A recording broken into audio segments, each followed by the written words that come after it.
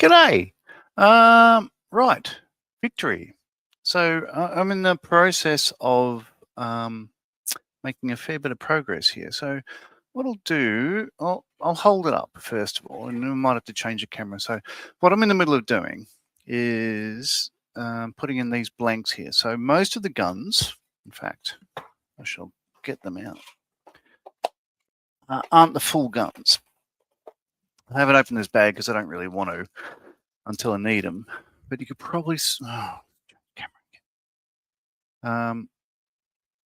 they're about 3/4 length guns with a spigot on the back. So they then go into a hole, which I'll drill in that blank bit. And that most of the guns, there's 100 of them, 112, I think, 103 maybe. Certainly it's a first rate tip of the line. Yeah, they'll go in there. So that's why I'm mounting all those. So as you see it, the starboard side is just about done. So I've got lower, middle, and upper gun deck there. I've modified the kit here and on the other side because the Admiralty steps are there on the, you know what, I have to grab the plans out. There we go. So you see there, that little cutout there. And you can see I've drawn pencil there and all that sort of stuff. So where that lines up is going to be, if I get the back of it.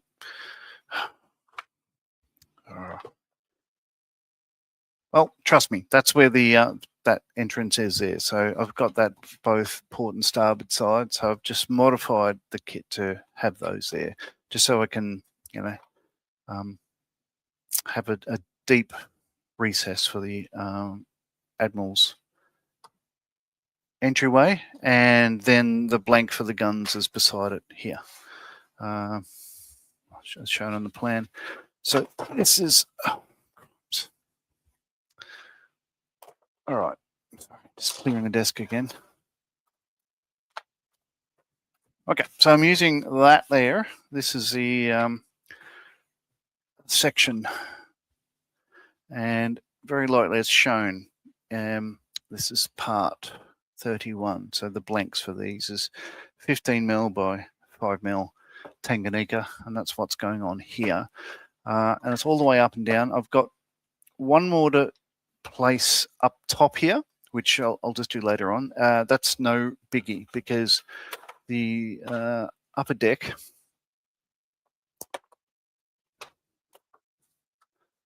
eventually, the quarter deck. So this will be, there we go. That'll fit there and drop down there. But the quarter deck is above that. So that will be just underneath the quarter deck there, and that'll be fine. These ones are not fitted because the lower, the middle deck, the middle gun deck, if I drop this in, just bear with me. I'll just, sorry, I'll just have a look at comments quickly. So Tiff is in saying hello, John. Joe's, hola, John and Tiff. David Valley says hi, Joe. Athol is saying it's sinking ship, I'd say. Good for Davy Jones Locker. Joe's making pancakes with the last cup and a half of mix. Wife is hungry, fair enough. Enjoy that. Sounds good. I'll be over there in 30 hours. Yeah, and they're all just saying hello to one another. So, moving this camera back further, as you get the idea. If I fit the middle deck into these recesses, there we go. And it's still, like after, you know, this is one of the things. So when I'm putting these in, I'm making sure that I could still get the deck in place. So I don't want it distorted too much. And it all drops down rather well. There we go, in place there. Right, so from that you can see, again, I'll line this up there. There's a rather large section where that goes all the way forward to the beakhead, and it goes back most of the way So once this one drops down, this is the upper deck. So yeah, I just want to make sure I don't sort of destroy it too much by doing this. But you get the idea. So that will be a nicer camber once I file these forward bits down of the forecastle. They'll be more in line with that. So that will fix that. The lower, oh sorry, the middle deck, there was a section here where it was up a couple of, half a mil or so. So I've just filed that down maybe an hour ago. So it now sits flat, which is nice. And you'll see if I drop this down, this will follow the upper section of the bulwarks. But this bit here at the back there, it, in fact, no, I can't flip it over because it's going to be in the way. But I'll try it. Right, you can see it sets under there. There's a section there, and that'll go all the way down. That'll go all the way down. But this one here is a little bit too high. So if I push this down, it kicks up way too much at the rear there. So that section there, number 11, needs to be chamfered down. Yeah, you can see there. So if I push that down there, it goes up way too much at the back there. In relation to the quarter deck on top of it, there's just no room once you get to the back here. So this section here, taking this off again. And what is really good about this is I could take these on and off all day and they're still perfectly flat. They're just really nice material.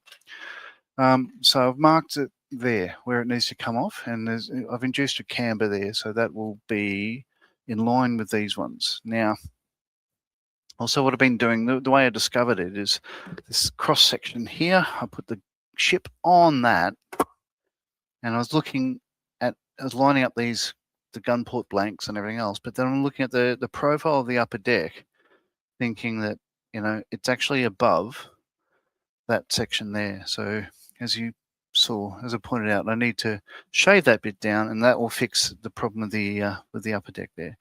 So that's all good, and you can see there how the Admiral hatch the doorway will work. At the forward end, there's a couple of bits and bobs where there's one section missing.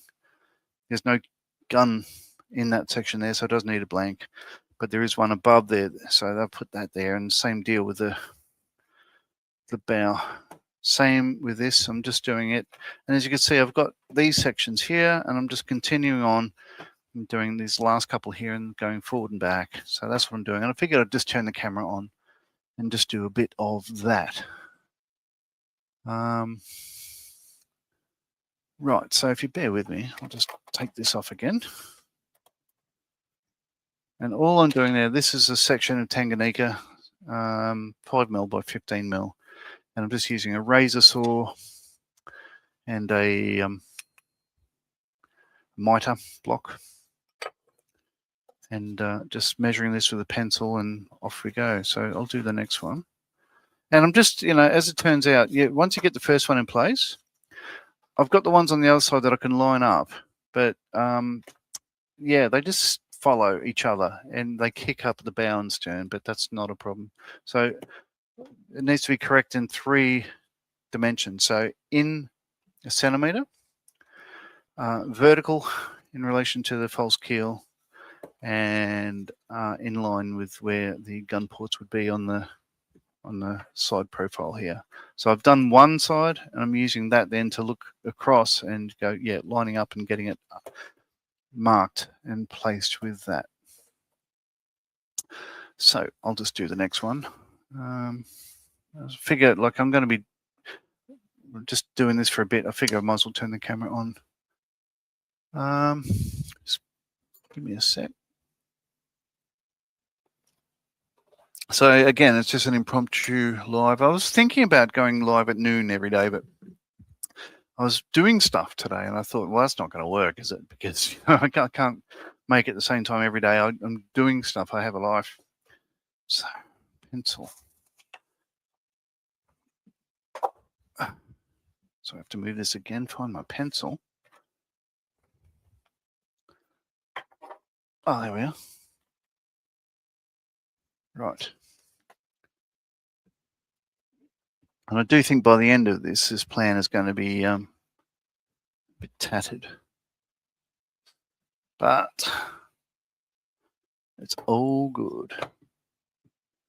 Right, now, next.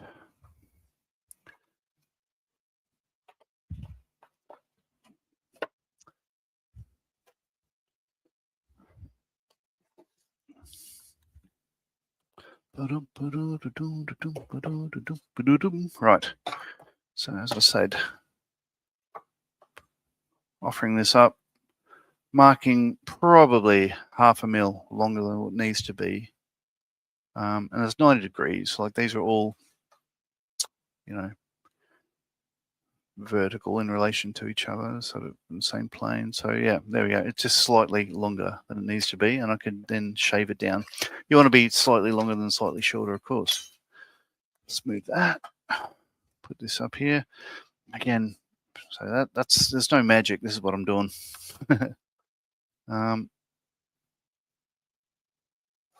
There we go. I'll just show you this the first time because it's the same every other time. So this is a new razor saw. I bought it yesterday, but I'm realizing that I've got the wrong TPI. It's probably a bit too fine, so it cuts very well. But yeah, I should have bought one with a slightly larger TPI. There we go. My other ones just didn't work. They were blunt. I've got them in the bin.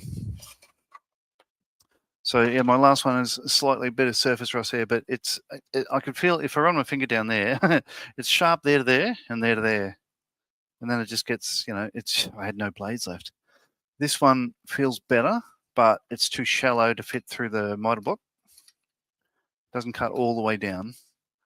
You get the idea. It's a little bit too short, but it's also, even though I put oil on it and sandpaper and took the surface rust off, it's just binding. So that's in the bin. That's in the bin. Got my new shiny. Right, that's that. Back to this. Yep, slightly long. Permagrit.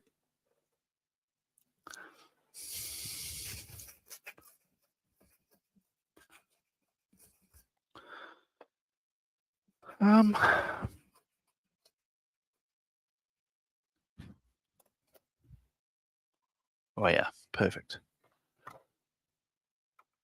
So I've got to, I want it tight enough to go in there without distorting these too much, because I've still got to, if that's in place, I still need to be able to just drop these decks into place. And as you can see there, yeah, it still fits. So that's all good.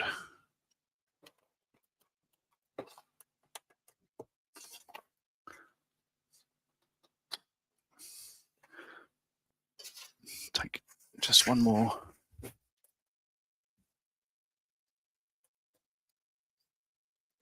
Perfect.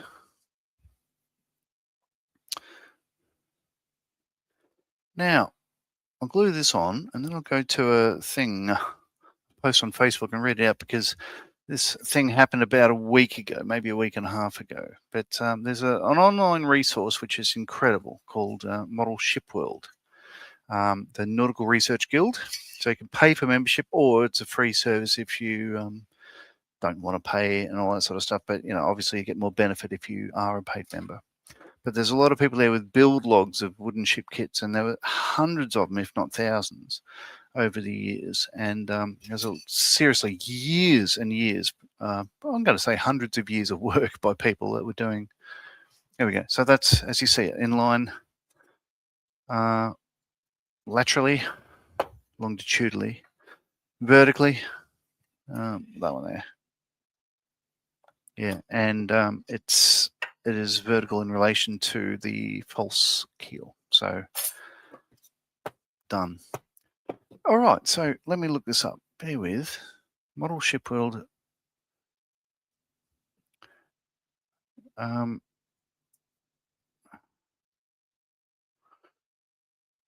Model So I subscribe to, I pay like membership for a YouTube channel I enjoy called Model Kit Stuff, and in that they do all sorts of models, but they do wooden ships as well as plastic and stuff. And because I'm the same, I do both. um, I find it like it's exactly what I'm interested in. Now, going back a bit, can't be too far back.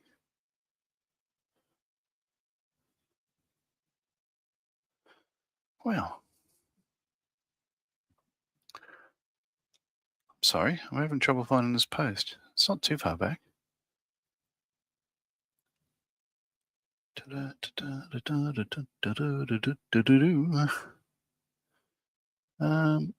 Wow.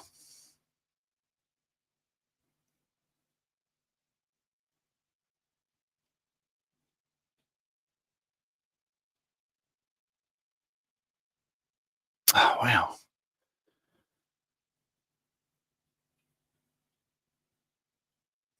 Okay, I'll try somewhere else.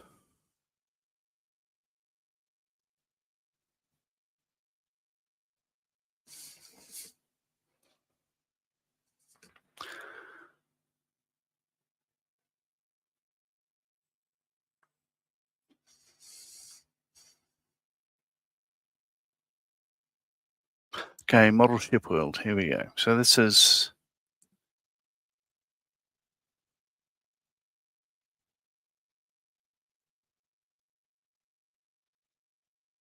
Okay, so this was 3rd of May, so a couple of weeks ago. 10 days ago. In the last 3 days, as I say, this is a Facebook post. There's been a global issue regarding the software that operates computer servers. It's impacted websites and servers from around the world. An unscrupulous group of hackers has found a way around server security and had broken into many servers, destroying data. Unfortunately for us, Model Shipworld's server was one of the countless to be affected. Over the last 36 hours, our host had taken our server offline to apply software patches which would secure our server, but by the time they did this, it was too late. The attackers not only deleted the files from our primary disk housing Model Shipworld, but also deleted the 3 backups we had in our secondary secret drive. So, where are we at? Model Shipworld does not exist in any form. All files, photos, structure, posts, and data have gone. Some will liken this to the 2013 crash, but that was different. In that instance, the drive itself failed and the host failed in creating the backups we required. This time, we had a second drive that we were responsible for ourselves. Complete backups are made every other day, so we always had 3 backups. We did not fail in our duty to protect the 1 terabyte of data that we are guardians of. This was out of our control, and there'd be many sites around the world, including corporate and business sites, that have also been destroyed. All we can do now from this point is to move on. It'll take us some time to recreate the site as members knew it. However, it will not have the same posts, topics, photos, etc. It'll be a fresh start. Please bear with us while we look at this task, as our staff also have other regular jobs and need to fit this in their schedules. We'll be back though. Please bear with us at this time and give us as much support as you can. All the best. The NRG board and Model Ship World admin. NRG is Nautical Research Guild. So yeah, isn't that awful? I did have a build log there of the HMS Supply, the last wooden ship kit I did, but I've still got all the photos I took and all that sort of stuff. But what I didn't copy was the blog, if you like, the actual log itself. So not that it matters, but this one, I was going to upload this to Model Ship World.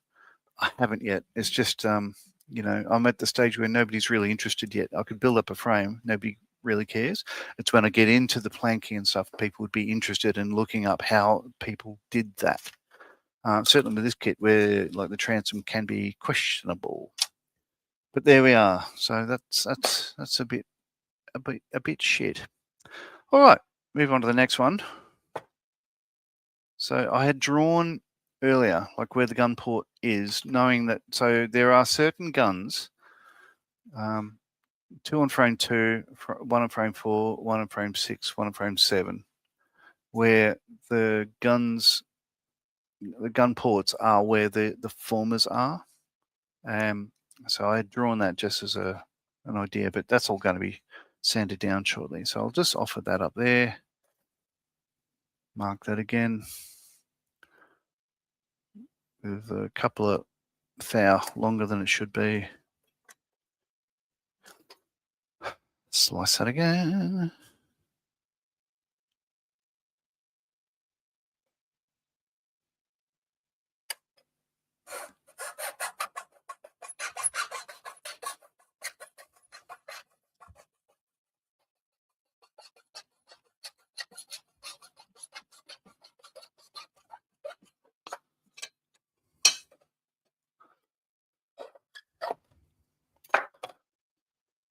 Right.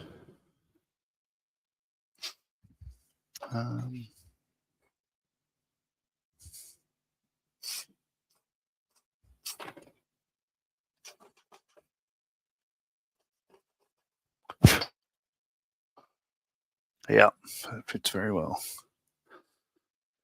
Don't need to trim that anymore. That's perfect sort of fit.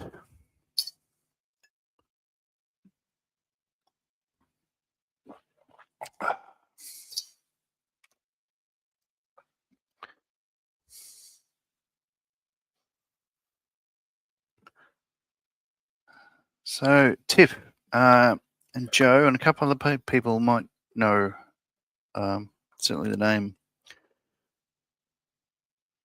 Duke Wellington. He knows that I'm a big fan of the Maturin series of novels by Patrick O'Brien, Mask and Commander and all those sort of things like that. So unbeknownst to me, what arrived in the mail today, sorry, bear with, I'll just get that straight.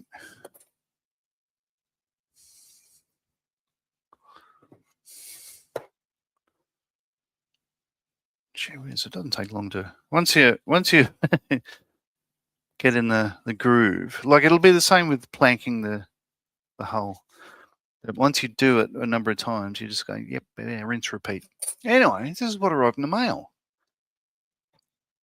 Isn't that wonderful? A bust of Jack Aubrey. Obviously, I don't know. It's certainly I don't know what scale or whatever, but he's done an incredible job of this. Like all the subtlety of the colours of the uniform there and the epaulets and oh my God, it's just, yeah, look at the hair. Like, it's bloody good. So I'm thrilled with this. He's also written on the bottom. Yeah, so thank you, Duke. That's that. I've already messaged him. That'll have pride of place next to my all of my novels. Now, okay, so where we are, that one there. This one goes higher up. Reason being, because the gun port here is in line with the frame. There is no gun port that'll go forward there, but there is one up here, which is why the other side has one higher up there. So I need to cut this one for the top section. And these won't really affect.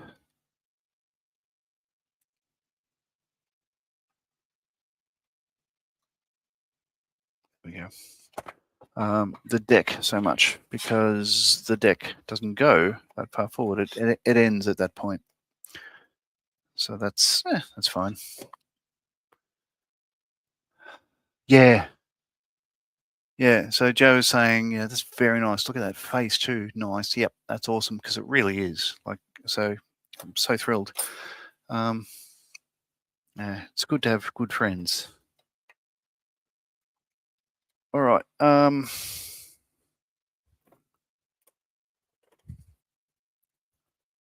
did mark that. Yes, I did. All right. Next.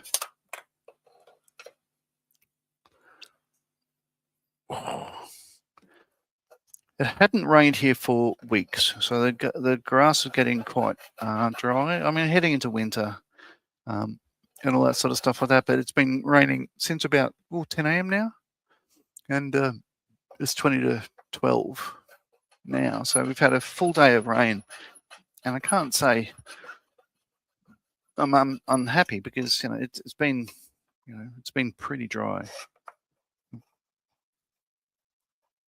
Probably mentioned before the billabong at the end of the road, it's down around the corner from me, has been dried. It may fill up again. We'll find out. For anyone who's not Australian, or you might know that once a jolly swagman camped by the billabong. So a billabong is what people in other countries might know as an oxbow lake. It's just literally an Aboriginal word meaning the same thing.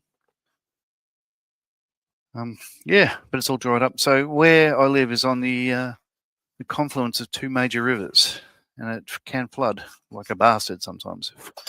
But so far, so good, which is why I bought a house on a hill. Okay, still too long.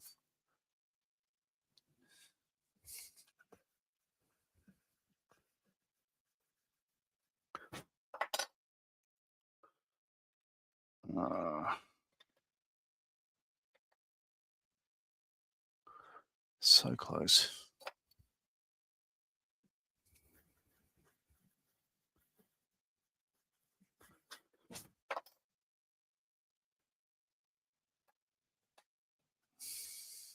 Okay, that'll fit.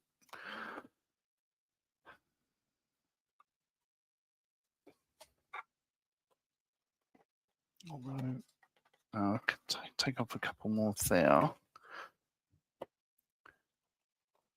mean, the rest of it's fitting. Yeah. So I'll just get this on.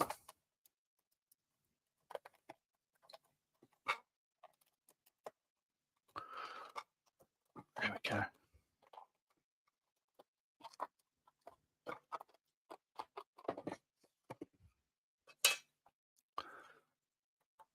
No, still a bit too much.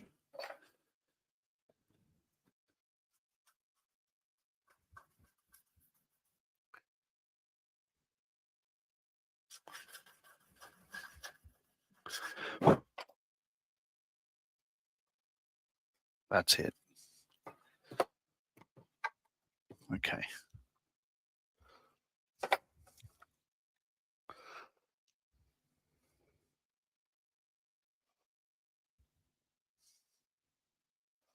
And all these blank ports are giving the model quite a bit of longitudinal stability, which is really nice. I wasn't expecting it, but that's really helpful. All right, so like the other side, I've got it lined up with the inner side there. Yeah, so that's there, and it's just below the upper deck level. It doesn't matter if I get glue everywhere here because it dries clear, but you're not going to see this. What you will see, this is interesting. So if I put this upper deck on, go plonk around about there-ish. I'll look through. Let's see. All right, let's try that. Yeah, look forward there. You're going to see that front wall there.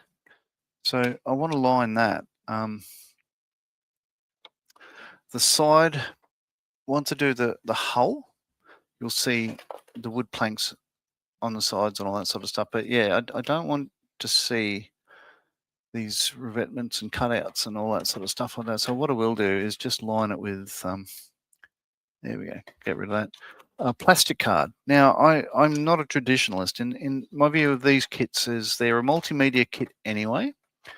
That like everything on these kits are made from different materials. Some of them are brass, some of them are lost wax, some of them are different sorts of things. So steel. So if I put a plastic, say white styrene there, it'll cover it up. It'll look like it belongs there and all that sort of stuff like that. And yeah, that's what I'll do. I can still access it now, so I don't really feel the need yet. But that's what I'll do eventually is just put a blank there once the deck's in place, because as I said, the deck doesn't go all the way forward. You'll see, you won't see that because from the edge, it look like it goes all the way forward, even though it does not. But yeah, that'll be fine. So that's, I'll make sure it's the right height. Yep, that will do. Okay.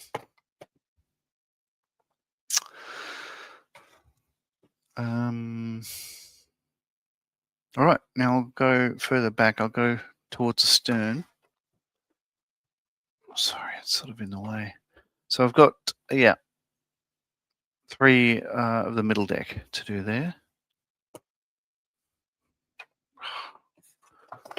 Oh, got it sitting on everything. I should have cleared my bench first. You'd think I'd clean it up, eh? Git. All right, so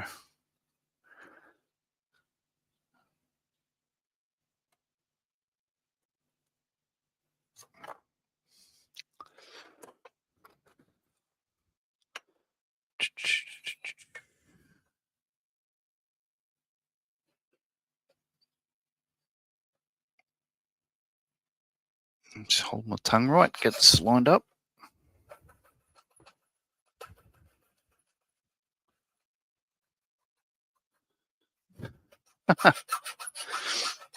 Tiff said her bench is a mess too.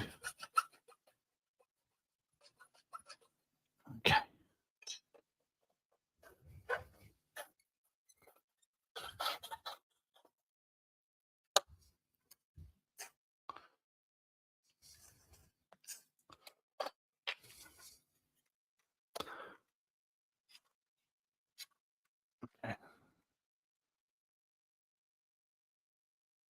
That'll still glue, but yeah, it's probably a bit more loose than I would have liked, but it will still glue perfectly fine because all it'll take is just a drill later on, and I think it'll be fine.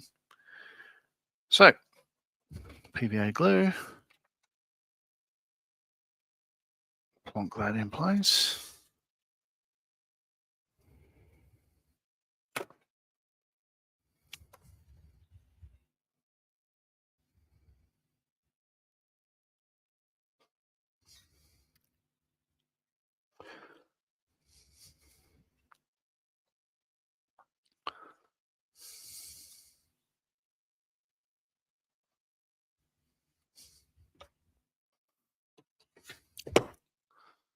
Okay.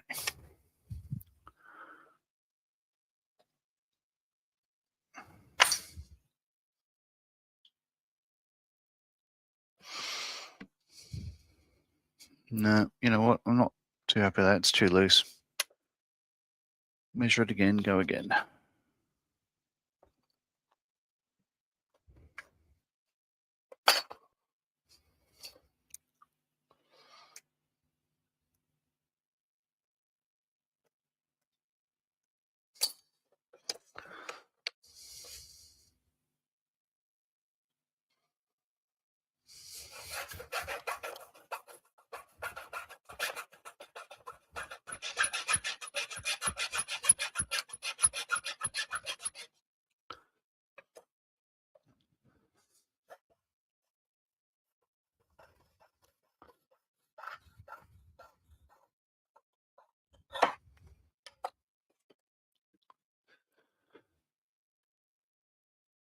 Oh, Joe's saying, hopefully you'll be back soon. Need to help my wife with her half something greenhouse. Half-assed, maybe? It's falling apart. Hurricane season isn't here yet. Oh, Matthew's saying, on another string, Timar is building a C-130J. Huh?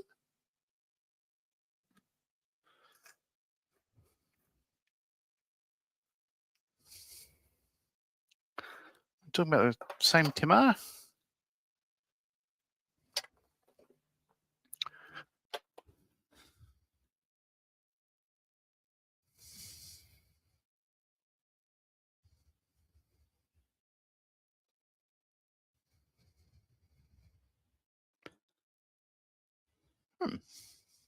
Don't know.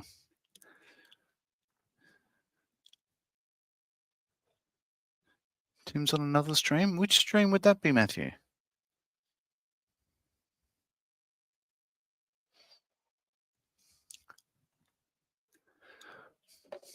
Not that I'm in competition with them, of course. Ah, that's better. Oh, so much better. Right.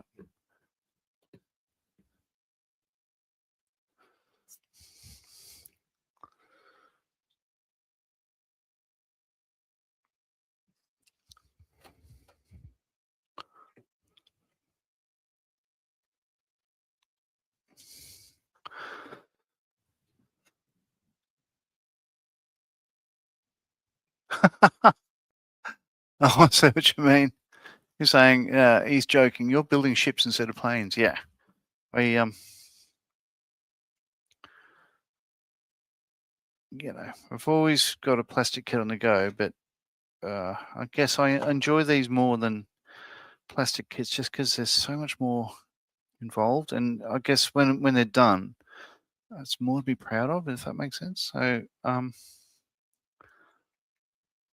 we go.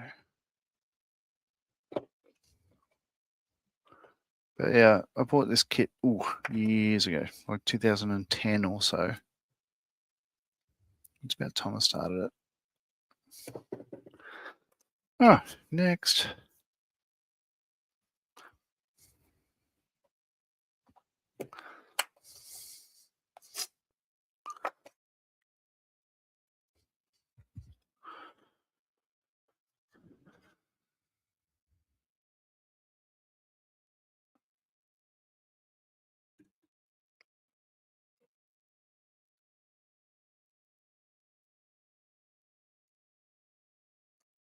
Okay.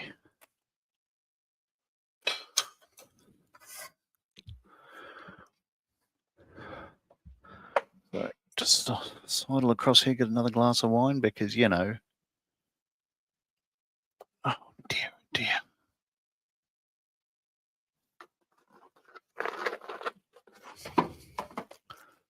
Republicans is fine. Multi-millionaire. Right.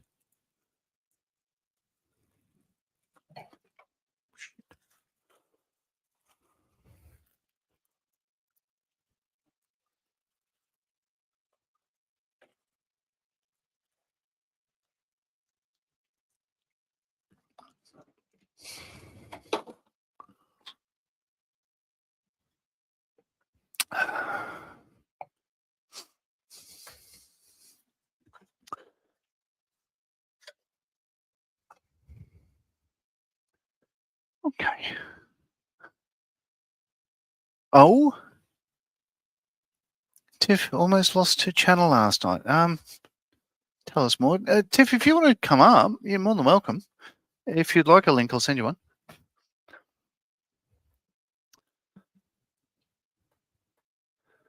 Or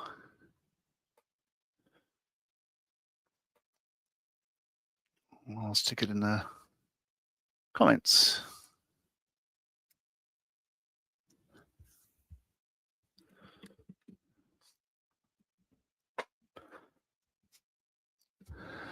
Okay, just bear with. Slice another bit.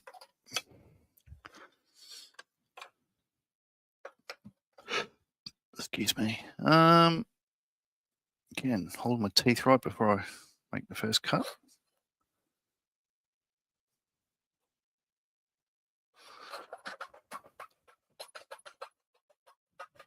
Oh, Graham's in. I did notice, Graham, that you didn't go live. You had other stuff on. If you're free, you can jump on. The link is in the chat there.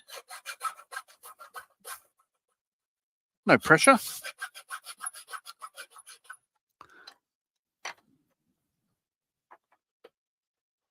Yeah, I think I bought the wrong razor saw. There's just too many TPI on this one. It's probably not the best for wood, but yeah. Thing is, it's an Artesania Latina brand, which a Spanish company that make wooden ships. But I guess this Tanganyika is fairly close grain. And the thing is, I've mentioned before, I think in the early days of this stream, or certainly when I did the kit review, I'm delighted by the kit materials of this Corel kit. Every bit of like tiny grain in that. So it's just really, really good materials. Like if you buy some brands out there, they're not that great. The difference is, quality of plans, quality of fixtures, but more than not, the quality of the timber itself is the makey or breaky stuff with these wooden ship kits. But yeah, it's as I said, with a razor saw, I'm able to make these cuts, and most of the time they just fit perfectly well. I don't need to adjust, which is nice. And these will glue absolutely solidly. So when I made this modification here for the hatch, the doorway for the Admiral's entrance there, I have to get a hammer to knock out the bit on the other side before I put the doubler there and made it like a square block, because it glues so well. Graham's saying, yeah, sorry, my wife had a terrible toothache all weekend, down at the dentist now. Fair enough. You don't have to watch this, look after your wife.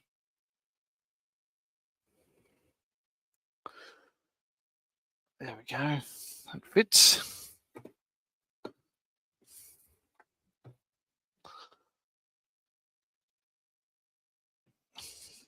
Beautiful.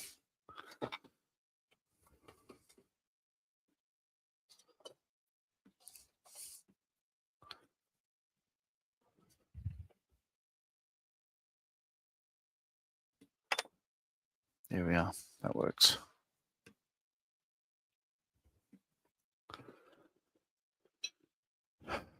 Next. Oh, David's in. Afternoon, folks. Afternoon, John. Hello, Graham. Hello, Tiff.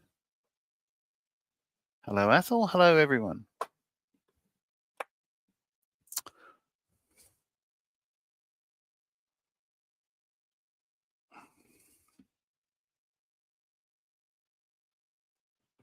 Right.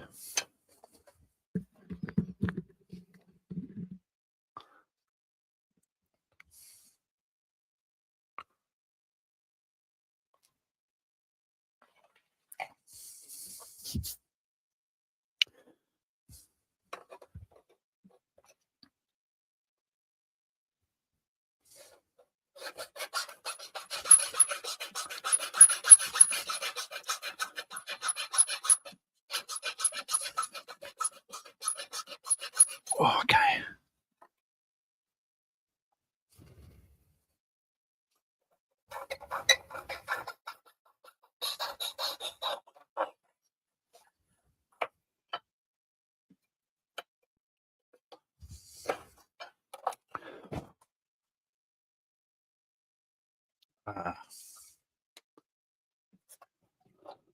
Wunderbar.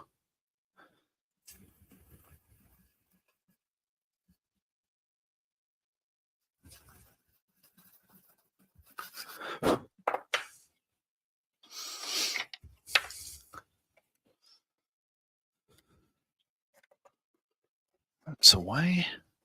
Now, before I glue that, I want to make sure the deck still fits. So, I'll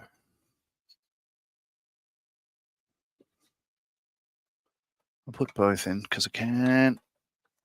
So this is the middle deck.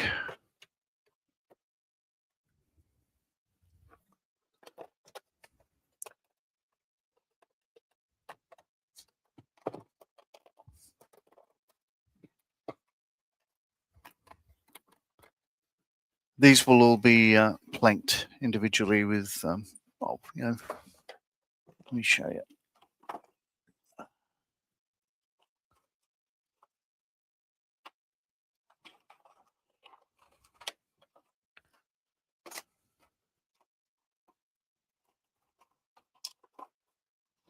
Here we go. These ones. So these are the deck planks. As you see, they're very, very thin veneer, and they'll be all laid down there with the proper sort of interval between each of the planks. With a pen, I'll be marking the caulking, the tar, and all that sort of stuff like that. So this will have the proper shift pattern and all that sort of stuff, and it'll get rid of that, this, not original sort of color and everything else. So that'd be nice. And there's quite a bit of material there. It's enough to do the 2 decks, 3 decks, actually 4, because I got the beakhead, the forecastle, the quarter deck, the upper gun deck, and the middle deck. But yeah, there'll be enough there. And if there's not, I can just go and get more. So that's why I'm not really worried about those bits of glue marks and everything there, because, oh, sorry. I've got an extension lead on my headphone. It's just too long. Oh, okay. Matthew's waiting for his solicitor to phone me. Oh, shouldn't be in trouble for watching this stream, I hope. And he just got back after being dragged for an impromptu shopping trip. Well, anyway, so where was I? That is on this. Will fit there.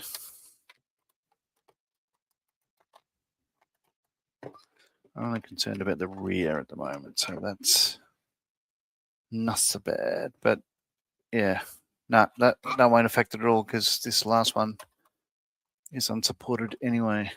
So that'll be fine. So I'll do the third one, the upper one.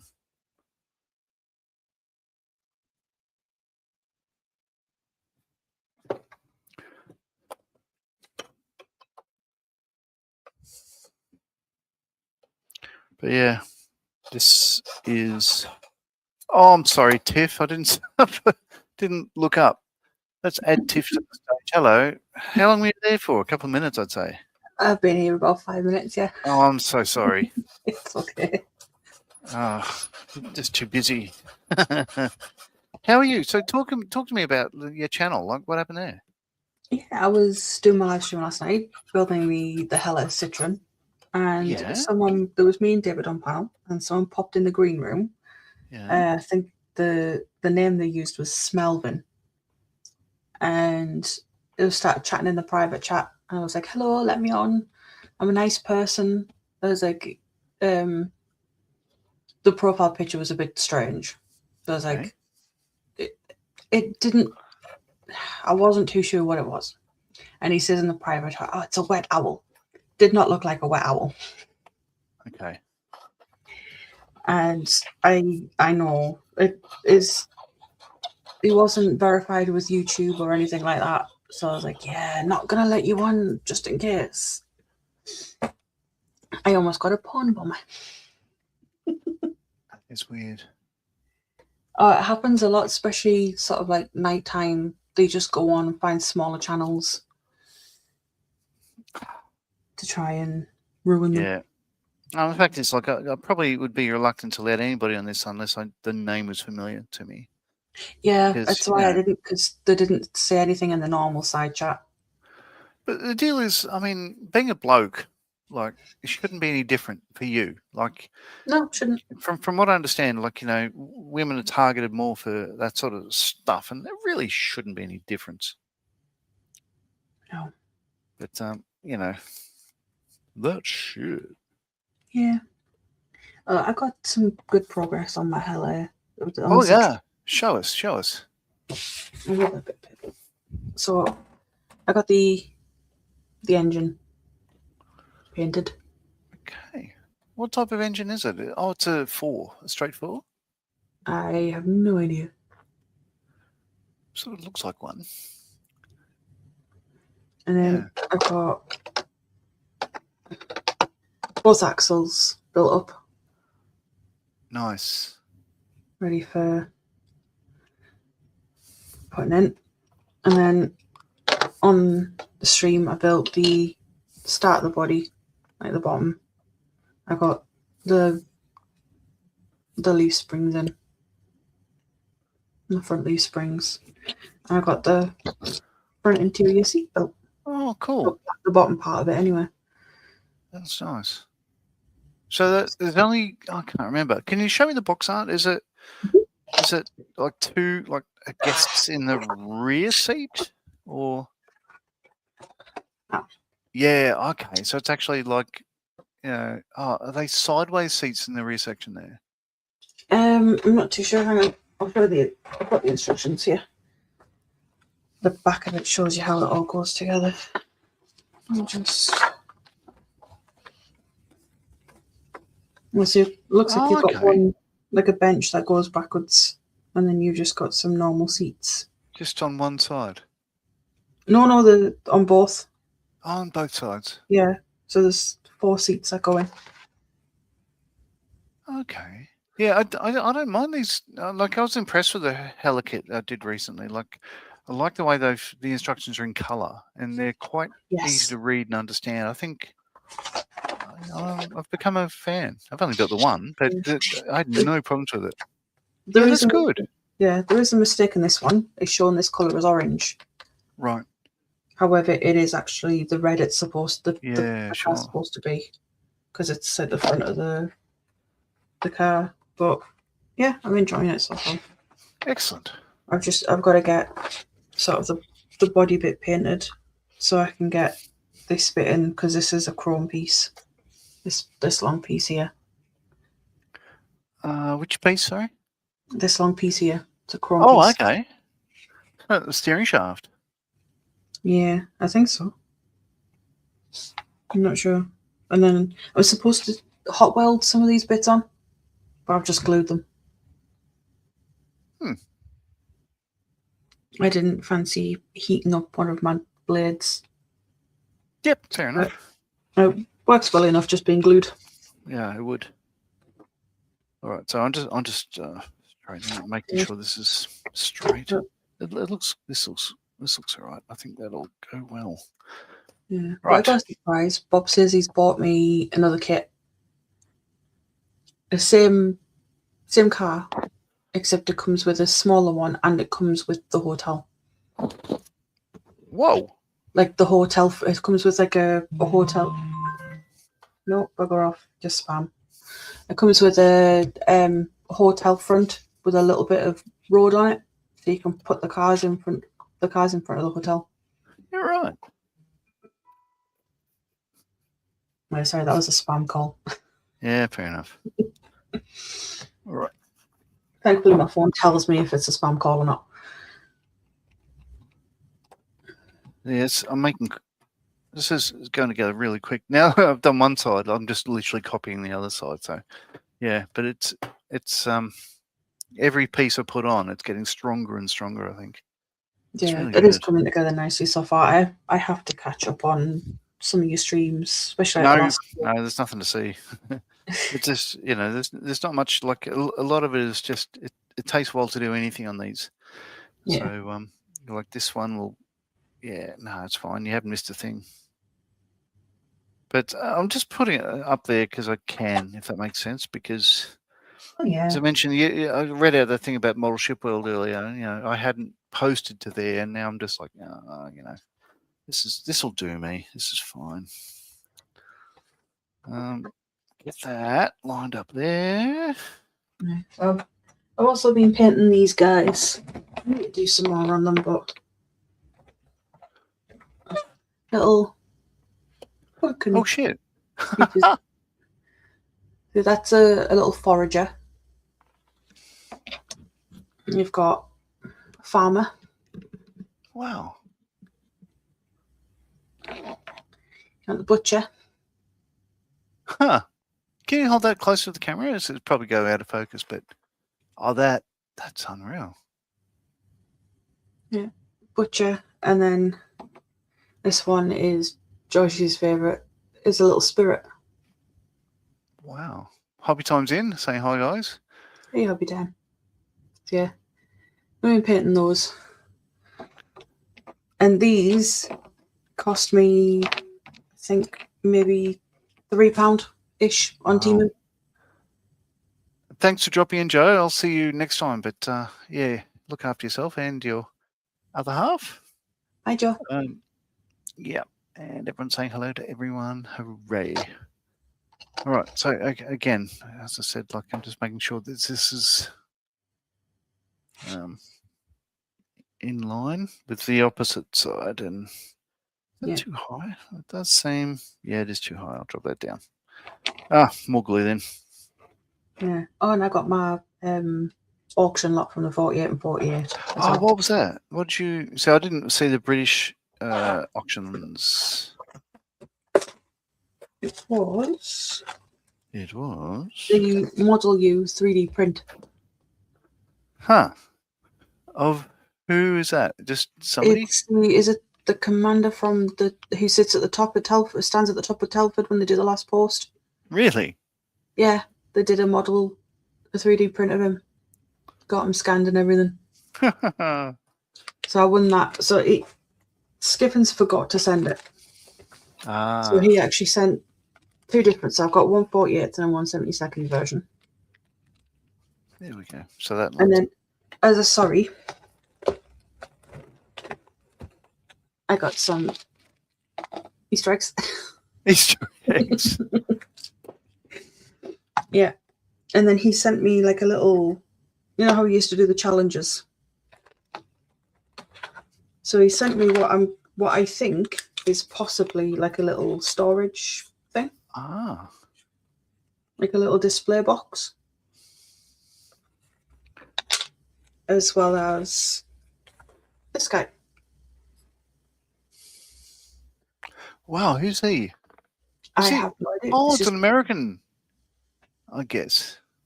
I think so. So yeah, he gave me a challenge to figure out what I need to do with them. Right. So he needs a bit of cleaning up and a bit of fixing because the end of his gun was broken off when I got him. So that's actually still in there. So I'll just super glue it back on, clean it up, get it primed and start painting. I've got some holes and stuff to fill in. But other than that, yeah. Looking forward to seeing what I can do. Nice. Sorry, just bear with me. I'm just moving this hull around to try to make sure things are straight. Great enough. Yeah.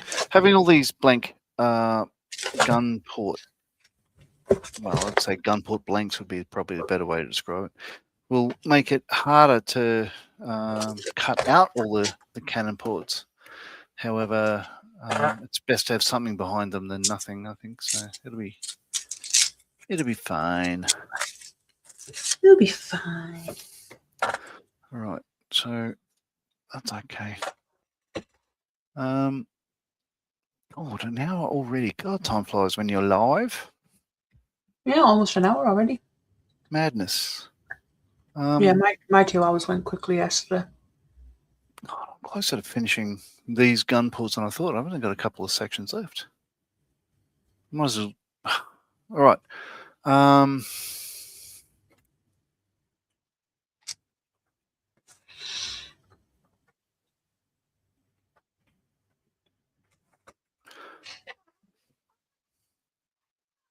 Yeah. Now there is a thing where I'll drop this deck on again. So I mentioned at the start of the stream that I need to chamfer away that little bit there. It's a little bit too high, but that's okay. And I've marked in relation to the plan where it needs to be. But if I drop this on again, drop that down. There we go. So where that fits, this section here, on the Victory itself, this is where the ship's wheel is. Yeah. And this section is windows and, bulk. They're not really bulkheads. They're removable. They can have guns here, which is why we've got gun sections. But there's bits that will go and line them. And this is it. This is all the detail there is. So on this kit, it doesn't have the doorways and all that sort of stuff. So what I will do is either look at, by the time I get there, it'll be probably a few months before I'm ready to mount these bits properly. But I think by then I'll either have devised a way to 3D print these or purchase some 3D printed ones and all that sort of stuff. I want to do as much detail in this as I can because it's a victory. Why wouldn't you? Oh, hello, Willow. Happy birthday, PS today. Yes. 3. Indeed. Yeah, do pay attention. I wonder what else is. So now that I've put in, this is hard to see because it's,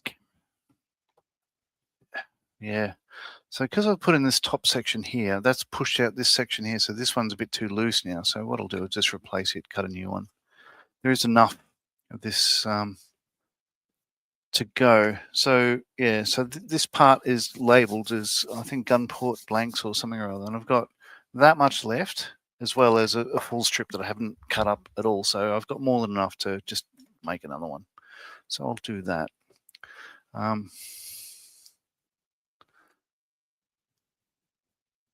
Yeah.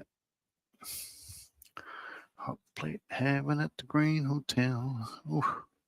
Right, so bear with me. I'll cut this off and make this a square. So a lot of this stuff in the background won't be really seen. So I can use, you can do doublers and triplers and all that sort of stuff like that. None of it will really be a problem. So this one is there's a bit of a gap at the back there. So if I put a doubler behind there, it'll glue well and that will be fine. So just to strengthen that. So bear with.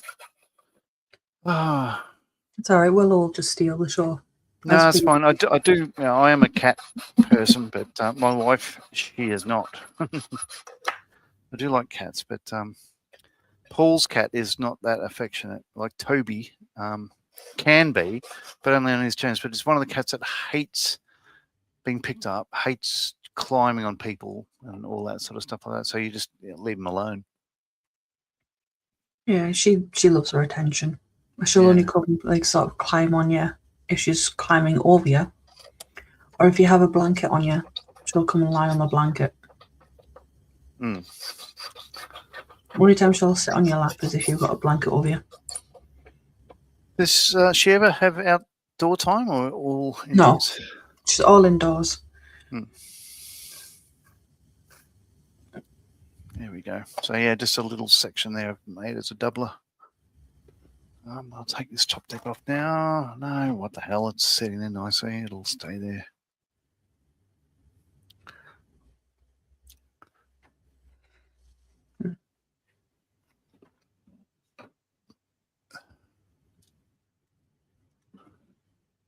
Right. So yeah, as I mentioned, doubler. Just putting that behind there where it's not going to. Yeah, it's going to stop that piece from coming loose. Last thing, like if you cut out the gunport and knock that bit inside, then you can't reach it. So that'll do. That'll give that strength I need to do whatever I need to later on, and that won't be seen because it's from the side there. So that's good. All right, replace this bit that was too short.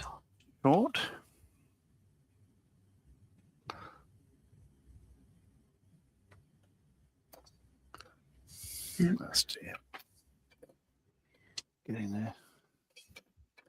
It's been a fun day. Sanding down walls and cripes. Oh, let's come up. Getting walls ready to paint.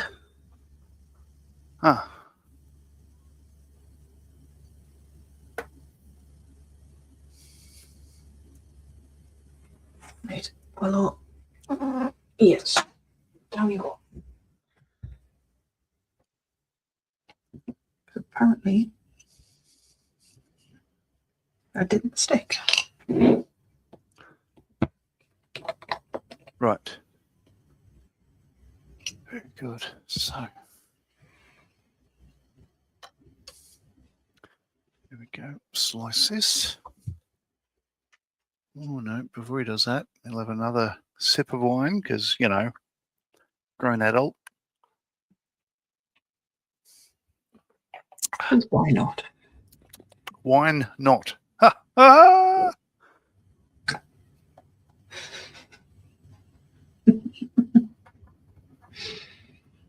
I was a good boy today. I did everything I was asked to by my darling wife. There was like a native mouse that she caught down at her work, so I went down and released it back in the wild and yada yada yada.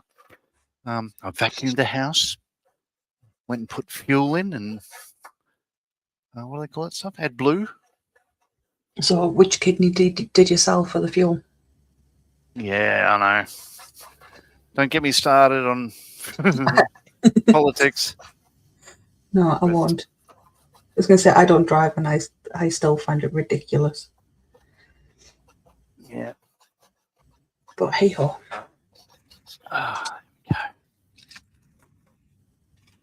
Late heaven at the Green Hotel. Sorry, I'm singing Frank Zappa. Oh. Oh. Okay. David is saying my Deprado HMS Victory is a metal cubed Gunport. And I had to fit before planking. Oh, okay. So this one has a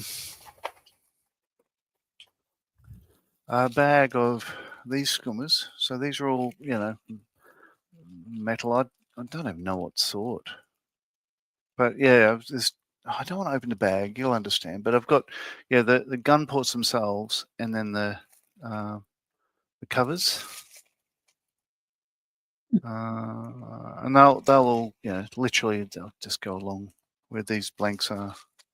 But yeah, there's hundreds of them. Well, it's not hundreds. There's 100 of them. Yeah, but you can see there they look good enough. Yeah. I've not Deprado. I don't think I've heard of them. But yeah, like I think that as I progress with this, there's a couple of things there. I'll bring this up here. So the kit parts in this are nice, but they're not 2026 nice, if that makes sense. So you got these cherubs, for instance, they're gold plated and all that sort of stuff, but they're literally just cast. Well, it's nothing wrong with that because they're metal, but they're not flat on the back or whatever. So by the time I get around to fitting these, which will be a couple of years, I may well have some better ones, I think. And the same with the ship's lanterns. That again, the quality fittings are all gold plated, and you just sort of mount them and done. But they don't look like lanterns, really. And I'd like to go for realism. So we'll see what happens there. But all the other bits, like the anchor stocks and the ladders and the gratings and all the blocks, they're all really nice. So there's that. Ship's wheel. Yeah. Wooden ship, I don't think is something I could ever do. Although apparently there is one in the loft in the house. That was my uncle, the Titanic. Oh, really? Yeah. Like apparently it came as like a part works thing, and he didn't have the ones that came with the stand, so a stand would have to be made for it. Ah, right. Okay, so I've cut that bit. Let's see if it's going to fit. Yes, it will. So let's get that sanded down. I'll move my camera again.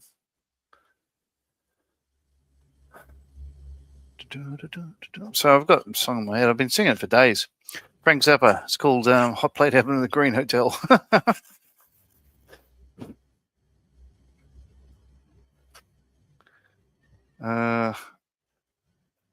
Don't think it's one I've heard. No, it wouldn't be. But tell you what, I am going to get political and I am going to read the lyrics because it was 1986, I think, from Frank Zappa. Right, so let me just bring this up. But it's relevant now as it was then. So, Hot Plate Heaven, the Green Hotel lyrics. Right. Bear with me. I used to have a job and I was doing fairly well. Depression came along and everybody started to yell. Where'd they go, them good old days and all the crap we sell? And now I'm in a hot plate heaven at the Green Hotel. Republicans is fine if you're a multimillionaire. Democrats is fair if all you own is what you wear. Neither of them really right because neither of them care about the hot plate heaven because they ain't been there. They really ought to go and find out how the hallways smell. They'd benefit, about the bums that in there could tell. Of course, we're only dreaming, but I suppose it's just as well that all you get to dream up in the Green Hotel. Get the idea? Yeah. Nature didn't put me here, and neither did my fate. There must have been some evil old Republican candidate. He's over in Washington, but I wish he was in hell because I'm in a hot plate heaven at the Green Hotel. Things are slightly better now. I hope we will forget the misery of trickle down and jelly bean etiquette. The regal presidential style has simply not worn well, and neither has my rags upon the Green Hotel. Yeah, so there we go. As I said, 1986. It's as relevant then as now. And here's because now I'm into poetry. I'll read another one. This is I don't know if you're on Facebook. Oh, you are on Facebook, but Yeah. Brian Bilston is a poet that posts things on Facebook, and he is wonderful. So it's a quick one, 4 stanzas. This is not the poem I hoped to write when I sat at my desk and the page was white. You see, there were other words that I had in mind, yet this is what I leave behind. I thought it was a poem to eradicate war, one of such power it would heal all the sores of a world torn apart by conflict and schism, but it isn't. Lovers, I'd imagine, would quote from it daily, mothers would sing to soothe crying babies, and whole generations would be given new hope. Nope. I had grand aspirations, believe me, I tried. Humanity explained with lessons applied, but the right words escape me, so often they do. Have these in lieu. Isn't that cool? There's some talented people out there. I am not one of them. I am a numbskull, a mere child. That's not true.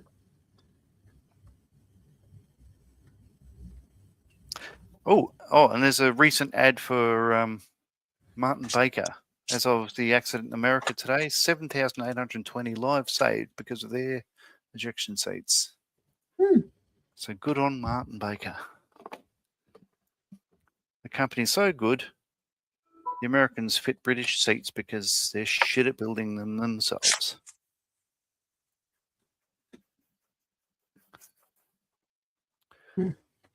Oh, I hit 160 subscribers last night.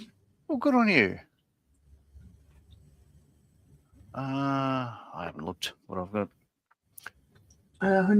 615. Oh, really? Yeah. Can you see that straight away? I've got YouTube playing on the other screen. Oh, okay. That's pretty crazy. I apologise if you hear Willow screaming. What? Alrighty. Okay, I'll move this back a bit because it's probably a bit too close. There, that's better. That fits in there. Get a bit of Aquadeer. Is Aquadeer a brand you have over there for PVA glue? Not that I know of. So this is Sally's Aquadeer. And it's ubiquitous in that most people, instead of saying PVA glue, they say Aquadeer in Australia. Yeah, that's what I get. There you go. £2.49 from B&M Bargains. It's just, yeah, right, very good. You know how, people say, oh, Marmite and all that sort of crap, a Hoover. Whereas people in the UK were talking about, I had to Hoover the house and stuff like that. Yeah, we don't tend to call them that anymore. We used to. But, yeah, where a brand name becomes the name for something, like the ubiquitous sort of, everybody calls it that sort of thing. So, yeah, Aquadeer is like that for PVA glue in Australia. Right, that fits. Yeah. I mean, people think Marmite and Vegemite are the same, but they're not. Oh, they're not. No, Marmite is shit. Well, they're made of different yeasts. Are they? Yes. Well, that would explain a lot. Yeah, because they get the yeast from Vegemite is basically the dregs of the beer making process originally. And where they make Vegemite is just hard on by the main sort of bypass in Melbourne that leads to the Westgate Bridge to go over the Yarra River. And when they're cooking the Vegemite, it smells like hot. You'd call it hot Marmite. So if you like it, you sort of go, ugh. But if you hate it, if you don't like Vegemite, you're going to hate that drive. But no, I mean, most of us, like, there's not many people I know that actually don't like Vegemite. I think it's just Vegemite and toast is one of the true gifts that God has given Australians. Yeah.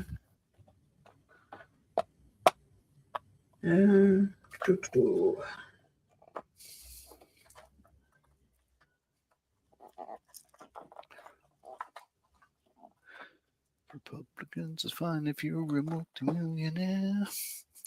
Anywho, sorry. Bear with. Sorry.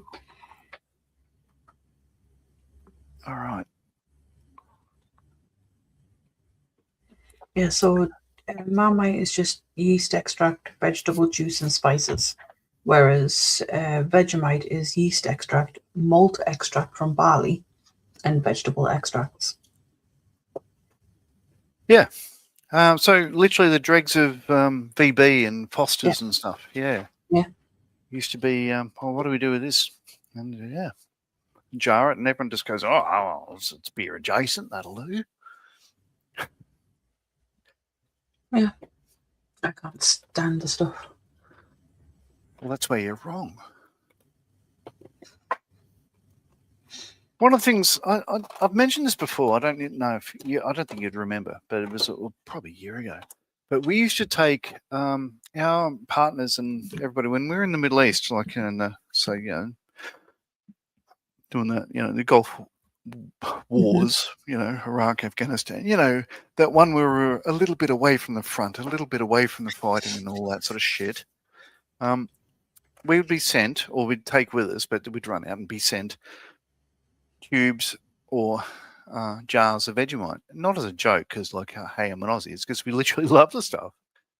And we'd take it. Our guys would take it to the mess, and we put it over on the condiment table because they'd have all this sort of stuff like, how the Americans, there'd be peanut butter and there'd be peanut butter and jelly, which is peanut butter and jam. It's not a thing I'd mix, but they had all these sort of stuff and different sort of jars of marshmallow, sort of in jars and all that sort of stuff.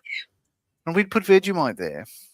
And every morning we'd go back the next morning and it'll be out, it'll be gone. We'd ask, where's it gone? All these new people would come in and where's my Vegemite gone?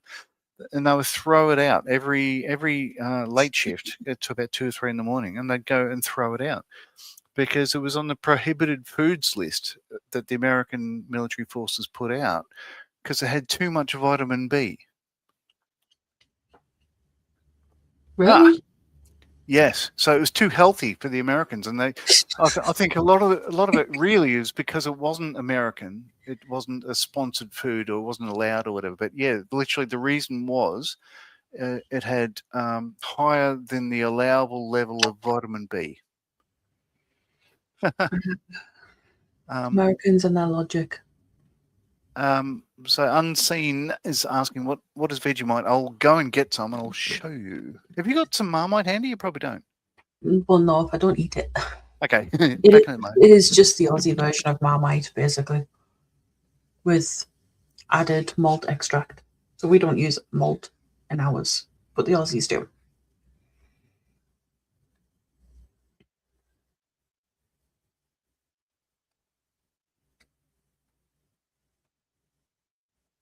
But also peanut butter and jam sandwiches are delicious.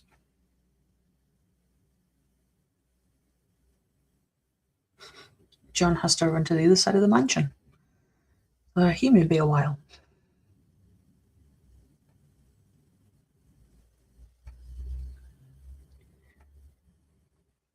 I shall not ruin the stream. I'll be good.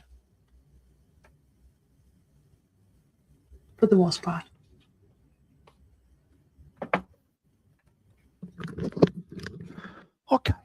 I'm back. So Athol is saying, I've just had a Glasgow finger with Philly cheese and peanut butter crunchy with coffee and meds. I don't know what you're talking about there. That's some weird... What's a Glasgow finger? I have no idea. Philly cheese, I know, is Caerphilly cheese from Wales. It's been renamed after Philadelphia cream cheese because, you know, America. Peanut butter crunchy with coffee and meds.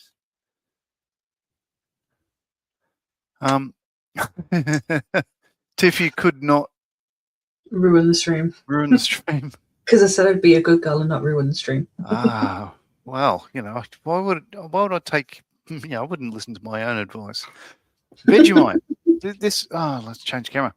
So this is Vegemite, and it's a yeast extract by Kraft. It used to be Kraft, in fact. It used to have, you know, the Kraft logo on top there. Vegemite, and you see it's got like B vitamins for vitality. Proudly made in Australia since 1923.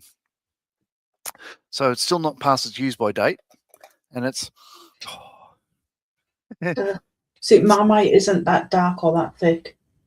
Is it not? No.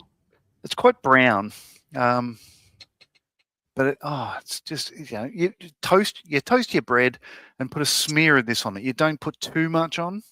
You just have a smear of this stuff, and it is, oh my God, it's like an angel crying on your tongue. And then they go and mix it with bigger cheese, cream cheese. Ooh. And you know, it's a different color, but it's all you know. Yeah. Oh, it looks like a gay porn, but you know, it's really nice. Spread it, snack it, scoop it. Yeah, quality stuff. I'll go and put these back in the fridge. Oh, David says, I have Marmite basically for vitamin B for my blood. It's okay, but I don't have it that often. It's a thing. Like, you know, as I said, like, you know, it can be seen as an Australian, you know, just, yeah, everyone, they say they like it because it's an Australian product, but no, we generally love it. Back a sec. No, not something I will put in my body.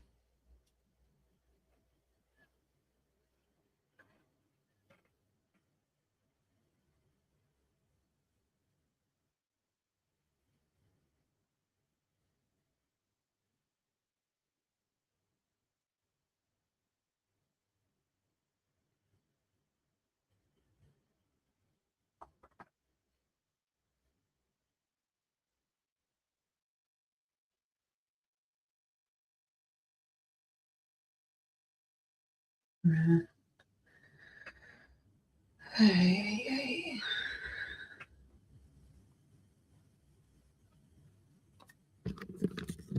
All right, I'm back again. Athol says, looks to me like you put your fingers somewhere not for public. Yeah, I know. There's that. David's off. Got to pop out for Helen. We'll catch up later. Thank you. Thanks for tuning in for literally hours, David. Appreciate it. Yeah, Models for Heroes stream followed by Mikey stream. Now mine. Marmite is only good for making seeds with. Fair enough. Yeah, everyone's got their own, let's dare I say it, tastes. Alrighty, so Yeah. I've got a couple more. I think I've only got 3 more sections to put on, and Gunport's done. So bear with. It's all right. I have a weird food combination that I quite like. Go on. You know McCoy's steak crisps? McCoy's what crisps? A flame grilled steak. Okay, so we don't have them, but yeah, crisps we call chips, but yeah. They're not chips. So I eat those with vanilla ice cream. How? I use the crisps to scoop the ice cream up. Oh, so they must be fairly thick. Like they're not, say, thin crisps that just shatter every time you put it near ice cream. No. So they are So quite. they have to be McCoys because they're thicker and they have more girth. Not girth, but thickness. No, but it's also like the sweet, salty mix. Yeah. It's always a good thing. Yeah. So yeah, I'll like put a bit of vanilla ice cream in a bowl and then use the McCoy stick crisps to scoop it up with. All right. No, yes, yeah. My wife loves peanut butter with banana. That is nice. Yeah. Come on.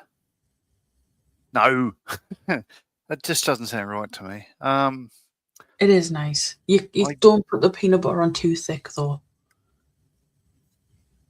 yeah, no, I'd agree with that. I think yeah, but it's not something I do. Like I don't even like the look of it. Just like no, I just don't want to do that. I'd eat most things, but the fact is I don't. I eat ice cream, but I wouldn't go for ice cream. Yeah. It's just not a thing I really enjoy. I don't know why. I should, because it's ice cream. I don't often go for vanilla, like just plain vanilla. I prefer. Oh, I prefer vanilla my is rum and sublime. raisin. Rum and raisin, that's bloody good too. Yeah, it's my favorite. Okay. Here we go. Now I know someone who eats prawn cocktail crisps with a Mars bar. Like they'll take a bite of Mars bar and then shove a couple of crisps in there as well. So the only time we get prawn cocktail crisps here is when Aldi have their foreign food specials. I don't like them. No? No. Yes, they have like Worcestershire sauce, they have the prawn cocktail, and there's, I think, something rather in pickles, cheese and pickles, I think. But yeah, the only times we get those chips here, like literally, we just call them chips. They're my favourite. The Thai sweet chicken McCoys. Huh. But they are really thick, rich cut crisps. I'm trying to think. I can't remember the name of them now, but the best chips I've had in the around the world were up near you on the way to where you are. It's, I'm trying to remember now. It's around about Hull. God, I can't remember the name of the chips there, but they had some cheese. Oh, no. This conversation's going nowhere if I can't remember the name of it. Yeah, I don't know what you're talking about. I think Nope. the closest I've been to Hull is York. And that was just a quick stopover on our way down to Liverpool. Because on the train, you've got to go from where I am down to York, then over to Liverpool.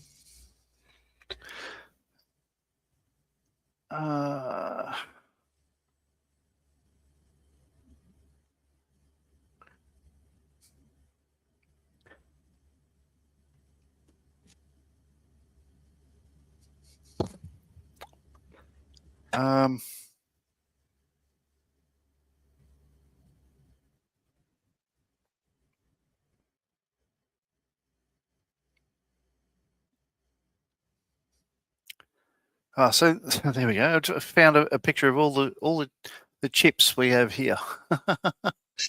And you'll probably recognise like that brand. I think I had a pack of those the other day. Looks like our Walker's logo. Yeah, Walker's Smith's. Or, Smith's. Yeah, So on the pack they're Lay's. called Smith's crisps, but everyone just calls them chips. They're just chips. So Cheezels are like a staple in Australia. Yeah, all the other ones Thins. They're just the same. Yeah, Samboy, barbecue, salt and vinegar, atomic tomato. We don't go for. So yeah, so that's probably most of them. But yeah, that'll do. Twisties are always a good one. Cheese and chicken. But yeah, they're good. Yeah, not had them. But the Smiths one is like, I think it's Walker's over here, and then they call it Lay's over in America. Yeah. Yeah, it's funny, isn't it? Like even like, as I mentioned the other day, so Walls ice cream, we call it Streets here, but it's the same logo. Mm-hmm. But then we also have, like, over here we have the Walls sausages. Walls sausages. Yes. We have Walls ice cream and Walls sausages. Same company? No. Okay. Not as far as I know. Rhubarb. Oh, what the hell? Okay. Banana and toast. That's nice. Yeah, it is. Ethel's saying rhubarb and ginger marmalade on toast is brilliant. I don't have a ginger marmalade here. Like my favorite marmalade at the moment is the red orange. The grapefruit sort of stuff. Yeah. It's really good. Unseen. Where are you? Canada or somewhere else? Rich is in the UK. UK, really? Okay. Yeah, I'm sure he is. Yeah. Yeah, so you've got that logo there, which is the Walls sausages. Oh, okay, that's very different, yeah. Yeah, but then you've also got that one there, which is the ice cream. Mm. Very different. Yeah, so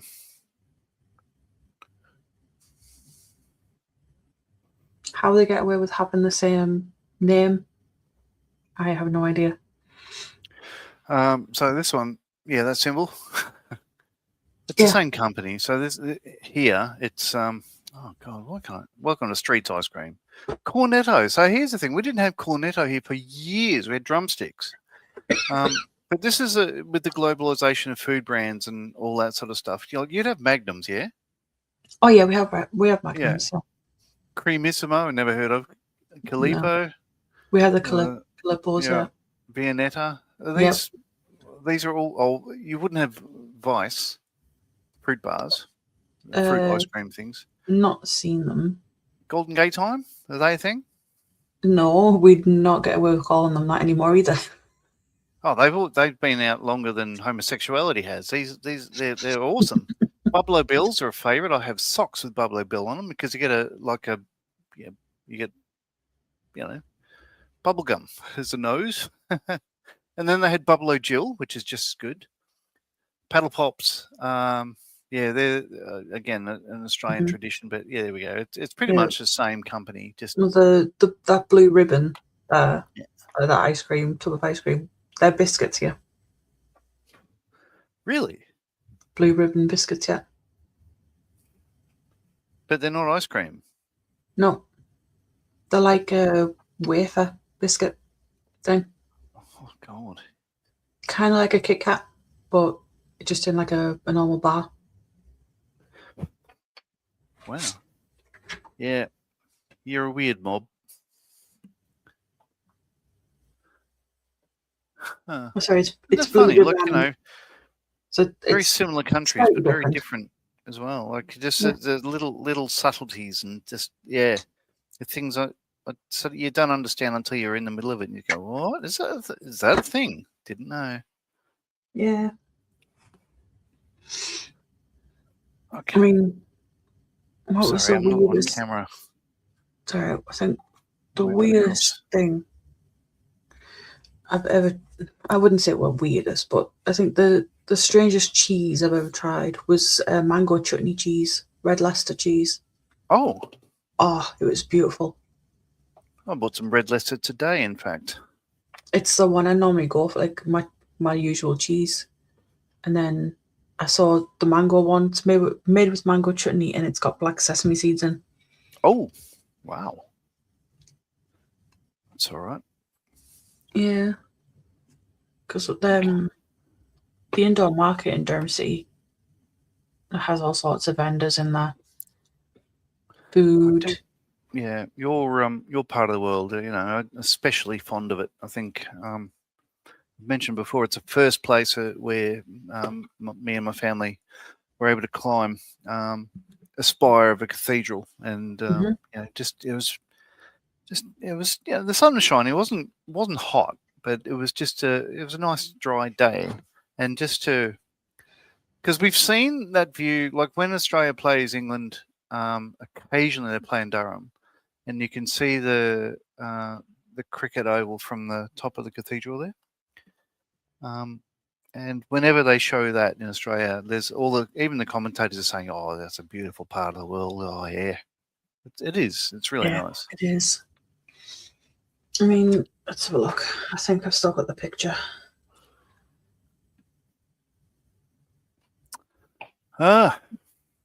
Matthew is saying, "Oh, sorry, no, I need to go back a bit." Oh, there we go.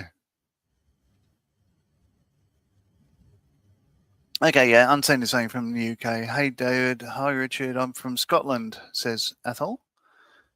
I grew up on Athol Road, by the way, Athol, named after you, in fact. Who knew? David is saying Wool's ice cream was produced in Gloucester, but that factory has been slimmed down over the years. There you go. Yeah. So and Matthew is saying Red Fox Red Leicester is the best cheese. Get some nice varieties at Christmas. I bet you would. yeah, so this is a picture from Durham train station. That there is the cathedral.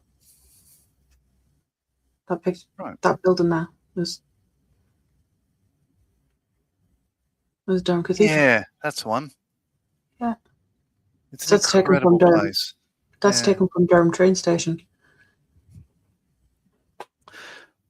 So let me share a memory of a holiday. I've got a photo. If I go photos and then look up oh,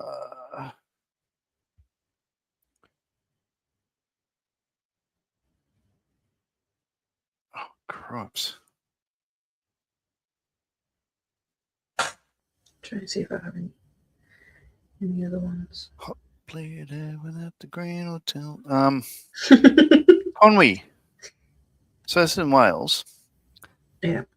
So Conwy Castle. Let's look for an actual photo. This one. So my wife and I were at Conwy Castle, and we were up one of the towers, right? As you do. And there was a busload of French students that were there as well. And they were up the other tower. Actually, no, that's me in the tower. That Bron took that photo of me from the other tower, right? Yeah, that's not the one I'm after. Which one is that? It's an incredible thing. We don't tend to have castles here. Like the Aboriginal people did not build anything, as far as I'm aware. What the bloody hell is it?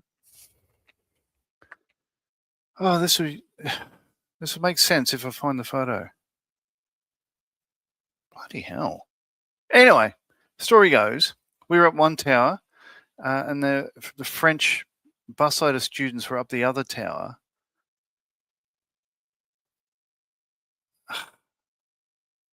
I can't see the photo now, but say it's like that. Oh, this is it. This is it.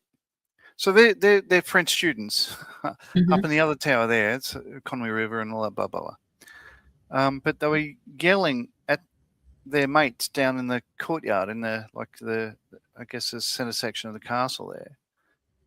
But it was exactly like the French tortoise from Monty Python.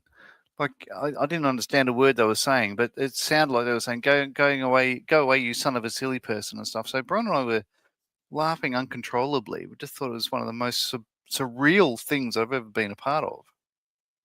But it's awesome. Yeah. I mean, we have some beautiful architecture. Like this sort of stuff. Like, what the hell? That would be a hell of a tourist attraction.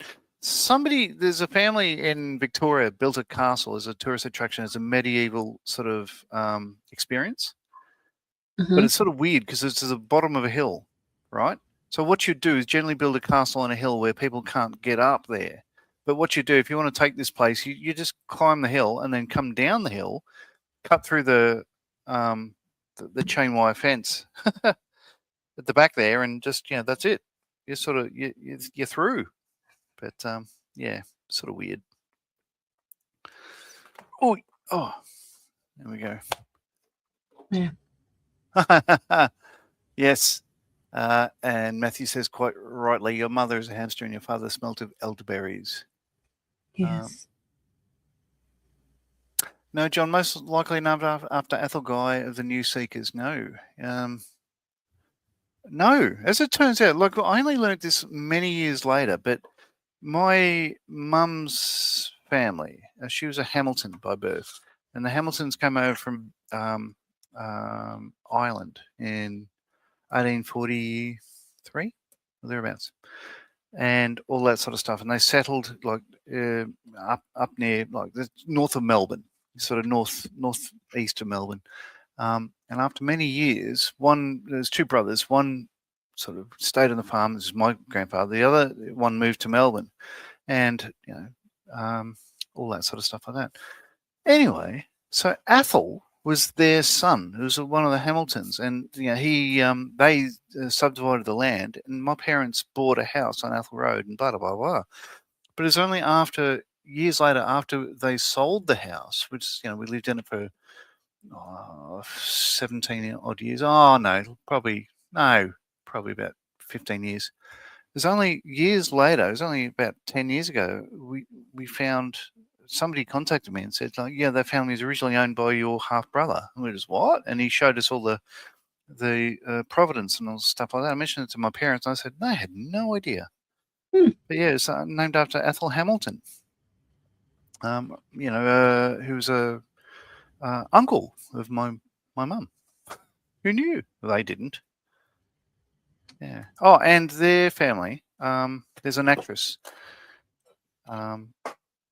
in Australia who's fairly famous, and she's one of their descendants. In fact, she's my second cousin. Her name of Rachel Griffiths, who you might not know of. Oh, this is interesting. So this is my daughter. She's living in Sydney, yeah, going to university, and she brought up this. So this was in the cupboard, right? So this is a Harper's Express imitation lemon essence. Okay, but then she did a Google. Sorry, I'm just trying to close that photo down.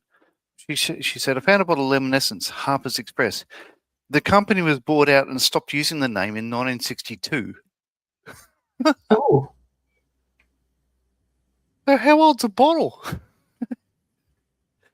At least since 1962. Which is insane. And before date on it. And other things on the bottle dates from the 50s, which is horrifying. Museums display these bottles. And then she has this photo. So this is two things of Cajun seasoning, right? Mm-hmm. Both are unopened. One expired in 2011. Oh, dear me. So, this bronze, she's much the same, just like, the yogurt, 3 weeks past the use by date. Nah, it's all good. It's yogurt. My view is like, I'd rather some fresh stuff, Yeah, I wouldn't risk it myself. No. Mind you, she's a good chiller Bruce and not all stuck up. She made some chicken Polynesian yesterday, which is basically chicken with, I think it's chicken soup as a broth sort of thing like that. And then you throw in a jar of pineapple, which is, the Polynesian part of it and all that sort of stuff. But the chicken was like a week old. But, none of us is sick, so that's all good. Yeah, I tend to go by smell. If it smells bad, don't use it. David is saying, is it reaches its sell by date? Yeah, well, probably.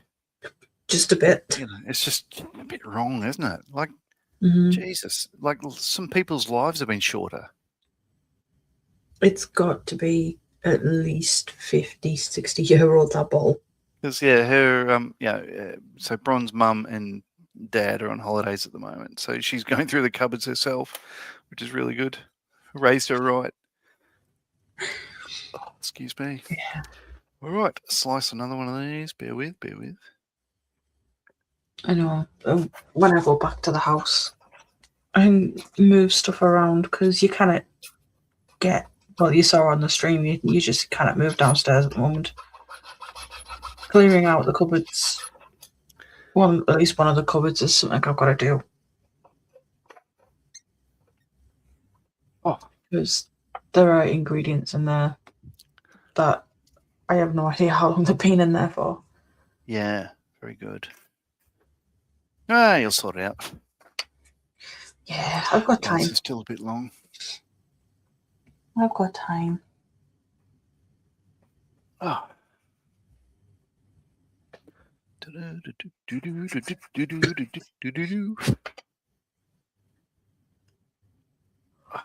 Just about there. Yeah. Our main thing to do is try and sort this place out. Get all the walls sanded down and repainted. Is it going to be like, because you used to live above the post office? Hairdressers, post office. Hairdresser, was it? Yeah. Oh, okay, next door. So is it conceivable you'd wait an extra day or so to get packages, or how far have you moved? I'm moving 8 miles away. 8 miles. Yeah. So from the back bedroom window, I can see Durham Cathedral. Right. I'm literally like a 20-minute walk into the city centre. 5-minute bus ride, 20-minute walk. It's not bad.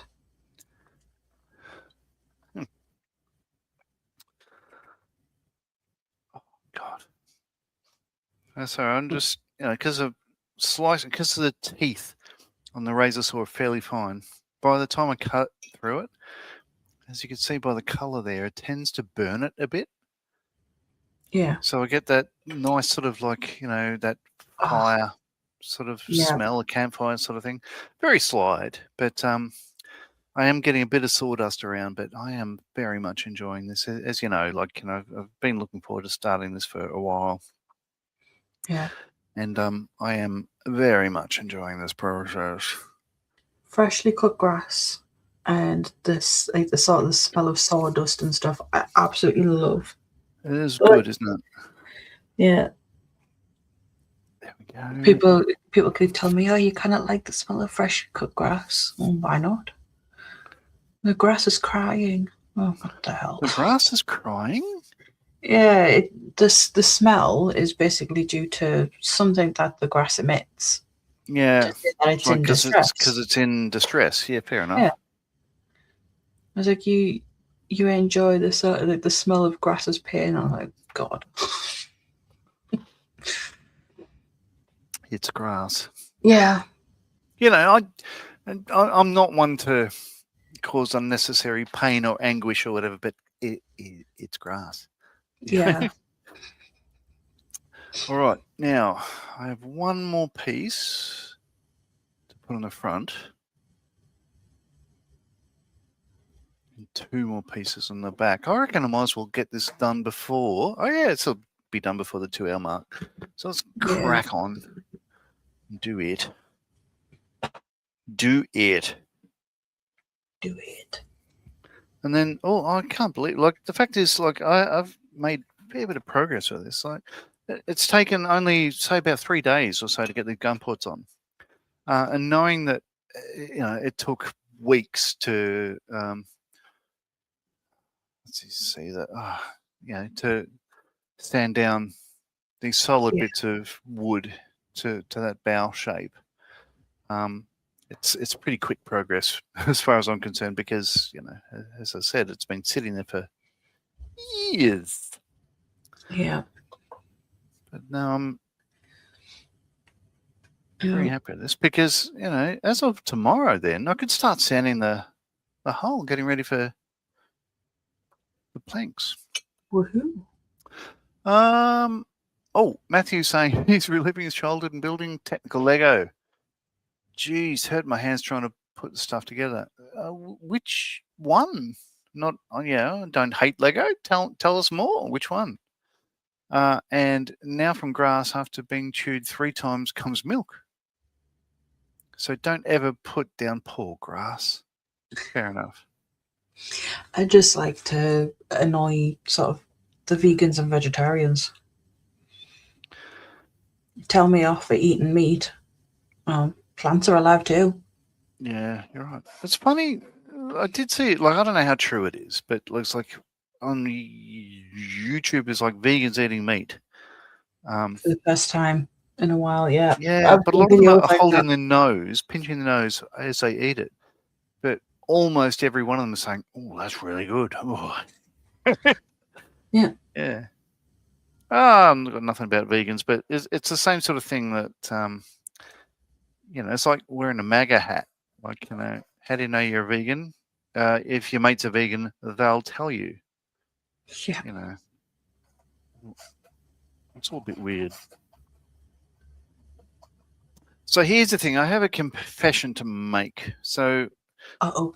listening to a stream the other day, well, a guy you might know by the name of Mikey. Yes. And they were talking about cricket and American gridiron football, as they call it, and all that sort of stuff like that. And Mikey was saying, "Oh, he doesn't like cricket. And, I think it's boring and all that sort of stuff." And I was very quiet because I was just painting at the time. But I was thinking, well, if you don't like something, that's fine. But appreciate that other people do like it, and just sort of leave them alone. And just if they enjoy it, good on them, sort of thing. Is my view. Yeah. Because I quite like cricket. Like I don't necessarily go to test matches and stuff like that, but I'll happily sit down and watch cricket because it's a wonderful game. Yeah. And then after about 10 minutes, the conversation shifted and they're talking about radio and Triple J was mentioned, which is like an alternative music station in Australia. And they're talking about different, they play music that's not mainstream. And as soon as, say, if they play REM back in the 80s, suddenly REM become famous. So they stop playing REM sort of shit. It's just like a bit pretentious. So I hate Triple J because half of the stuff they play is just awful. So within 10 minutes, I'm sitting back thinking, leave people alone. If they like what they like, don't diss them and stuff. But within 10 minutes, I was just like, I fucking hate Triple J, And I turned into that guy and just, this is shit, I hate this. Oh, it was just like, I was really sort of negative. But, the fact is, if you like Triple J, good on you. But, oh my God. I think it's not the music I hate as much as DJs. You know how all radio, they just talk crap and you think, just play more music. Yeah. I just wish they would just play music and stop telling them political opinions because most of them are like 12 or 13 and they don't know anything about life. He says, getting angry about Triple J. I don't judge people based on things they like. If you want to sit and listen to Justin Bieber, you go ahead. I just won't. No. I don't do sports, but I mean I do follow a football team, but other than that, I don't really care. Yeah. Arthritis in his fingers, not fair, says Matthew. Oh dear. I would agree. Where are we? Just marking this up. I should measure this. Balance it with the other side. Just give me a moment. So that's 34 mil. There we go. And 22 mil.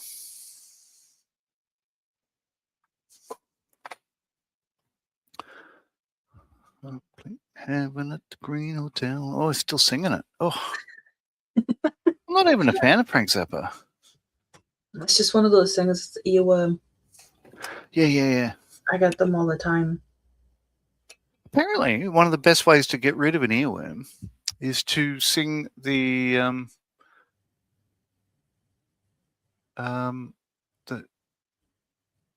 listen British to the song. No, the national anthem. Like, Really? No. Was it? No, I'm trying to think. Yeah. God save. Yeah, it was God Save the King, for instance. Sing that. And I think, from what I'm told, is because the cadence is so slow that no matter what you had in your head, the tempo is suddenly gone. And I tried it a couple of times, and it absolutely works. But then But then you're you're going to have singing the God Save national the anthem. King for hours. Yeah, I was going to say, then you're going to have the national anthem stuck in your head. That's all right. But you see, your national anthem's better than ours. Ours is a bit naff.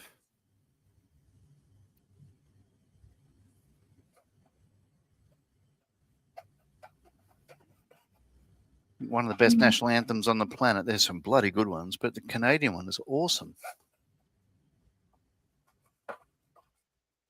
Not really listen to them.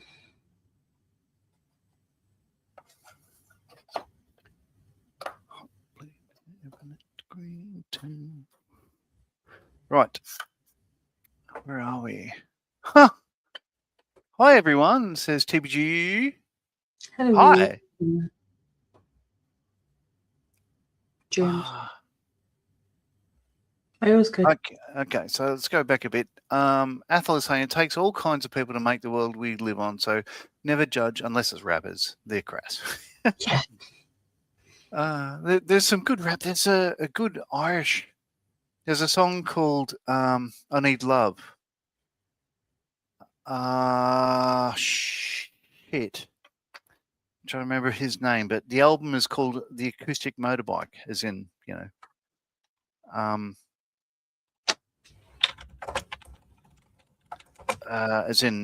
bicycle. Luca Bloom. So yeah, the song on that album called I Need Love is fantastic. It's a rap song, but it's an Irish rap, and it's just wonderful lyrics, and it just flows. Give it a go. Give it a spin if you liked it. If you get back to me, let me know if you liked it or not. Oh, well. Unseen says he's been to Glasgow, Athol, as have I. Only once in Glasgow. Yes. It rained the entire time, as it is right here, right now. We stayed just so we drove down, along Loch Ness and then down past Fort William to Glasgow. Stayed there overnight, but basically the next morning it was just like, it was just raining so hard that we just didn't want to walk down the street and stuff like that. So we just headed south down to Carlisle, where Bron's friends lived. So you drove down the west coast. Yeah, so we did Scotland. We basically up through Durham into Scotland around anti-clockwise and then down that way. But yeah, Glasgow, we didn't spend any time. But what it means is we have to go back because we haven't seen it. Hi, everyone, says TBG. Matthew Ag saying, holy shit, I've been building this thing for 3 hours and just realised Lego numbers their pieces. When did that happen? Been scratching my head looking for part for ages. So what are you building with you? Love to know. Hello, James, says David, and Athol says, I've been to Glasgow once. Never again. But I come from Aberdeen, which used to be the oil capital of Europe. Now it's a ghost town. Did it really? Is oil from there? As far as I know, Lego pieces have serial numbers. So if there's a piece missing, they ask you for the serial number so they can send you out the exact same part. Ah, right. No, there you go. I don't have much Lego. I've got a couple of bits, but my kids won't let me throw them out. But I don't necessarily. I bought Tom a small Lego kit, a Lego delivery van for his birthday on the 21st of January. The box is still unopened. I've got a couple of Lego things that are apparently worth a bit of money, but I'm not allowed to sell them. My kids are saying, they'll be good for the grandkids, but none of them have any interest in the opposite sex or even the same sex at this stage. They're just happy watching anime and stuff. So good on them. Do you condone that sort of behaviour? Not like I have any kids myself. Matthew's building a Lamborghini Huracan. Oh, you bastard. That's a good-looking kit. Orange or green? It'll be green, I'd say. Because the orange one... Yeah, the orange one got discontinued. Did it really? Yes. I've always been a fan of Lamborghini in that, same as Porsche. I'll never own one, but I do like the look of them. I think that's a good choice. That's a good choice. Yeah. TBG saying hi, David. David is saying Aberdeen is a very good maritime museum with 4-floor height model of a North Sea oil rig. Holy shit! Hey, Brian, we're going to Aberdeen. Oh, the green one. It's his favourite colour, hence a lot of green tanks. Yeah, you can still buy the green one. You cannot buy the orange one anymore. I didn't know that. No, I don't diss Lego. Look, I'll get out the kits I have. I'll just give you a moment. You don't care if I go over 2 hours, do you? Just give me a sec. I have an appointment at past, but other than that.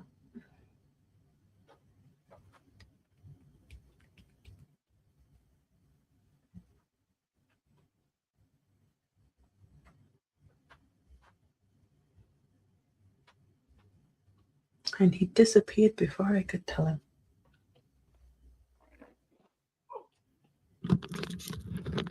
Alrighty. Oh, God.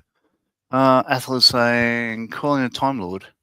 Nip forward 3 weeks, note the lottery numbers and come back. We'll split the difference. Does sound alright, doesn't it? Yeah. Yeah. It's just saying there, just before you popped your head, just after you popped your headphones off, John, I've got an appointment at past, so I have to head up in about 5 minutes. No problems. I've got like a telephone appointment. Very good.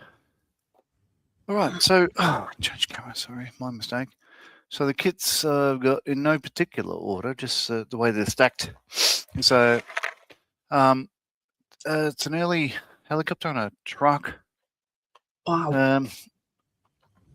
This one was up with Camel because it was $16 because the box was crushed at Kmart, so that's nice.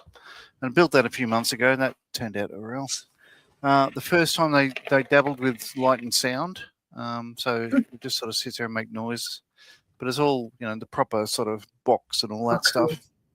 And same deal with this one. This is a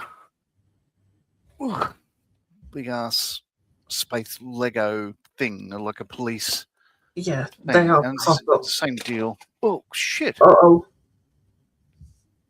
Boxes that old, it's just falling apart. It used to be worth money.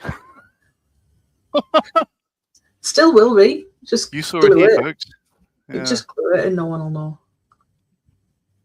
Speaking about glue it, no one will know. I'll get this bit on. You're about to disappear. Thank you for sticking around, yes. Tiff. It's been fun. So thank you for having me. Yeah, might see you again on Friday on my live. I'll be you never know. Live about 2:30 in the afternoon here. Very good. Thanks again. I'll speak to you soon. Yeah, I'll catch you later. Hooroo. Bye. As I was saying, I had that kit, the one that fell apart. Yeah. It's all the bits are there. I built it a couple of years ago, but yeah, as I said, my kids won't let me throw them out or sell them. But even if they have kids, they'd have to be about 10 before you build them or whatnot. But there we go. So hang on, I'll change my camera over. David's saying later, Tiff, and take care, Tiff, says Athel. All right, just a couple of minutes left because I've just got 2 or 3 bits left to go. So at the other end of the boat, so I've got all this side on now. I've just glued that last one on there. I've got one on the middle deck and got one there.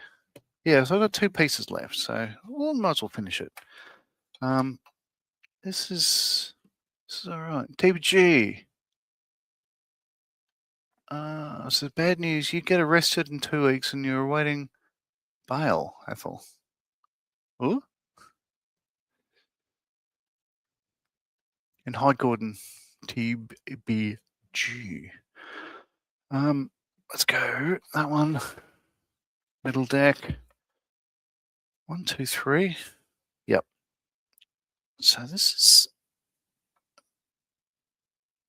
is all pretty good. I think once these 2 bits are done, I'll tell you what, I'm going to move onto the next phase that I've been looking to for years. It's actually planking the bastard.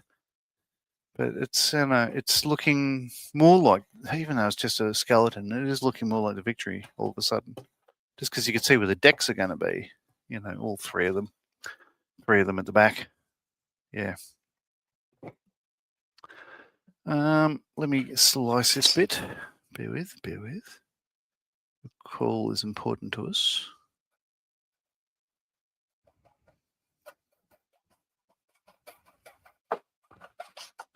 Ooh.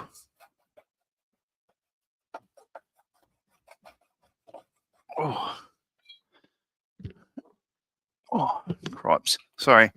I keep on moving my chair around. It's on rollers like most office chairs, but I have an extension lead for my headphones, but I keep on rolling over the bloody lead no matter where I put it. I do find that annoying.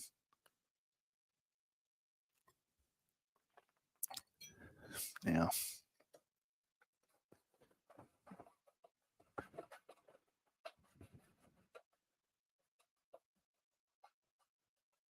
there we go.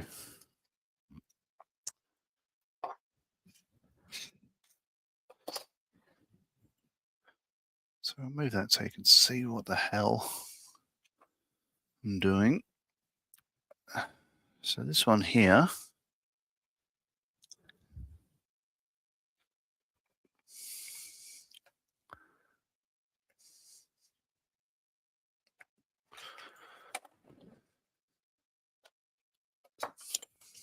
whoop, sorry, kept on knocking the camera. It's sort of, so you can understand everything's in the way of everything.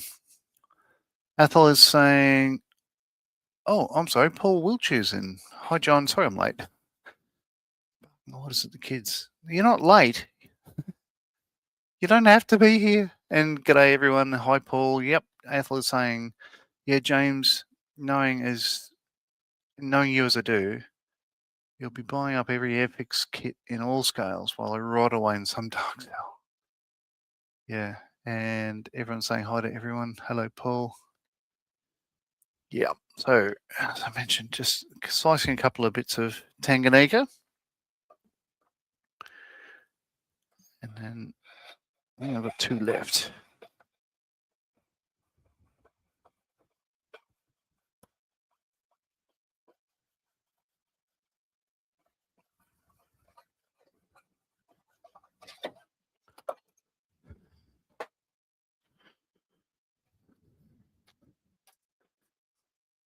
TBG, I think you actually recommended this. I've got 2 of them, but these again,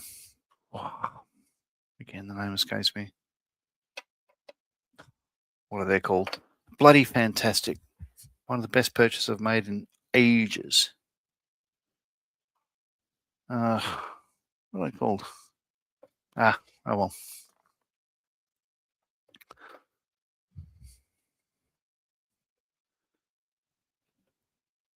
Okay.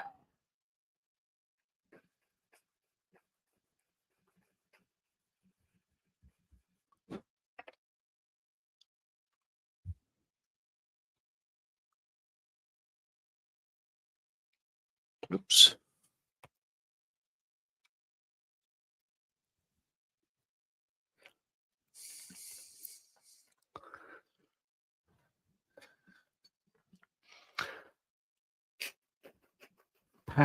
Permagrit. That's it. Permagrit. Bloody fantastic.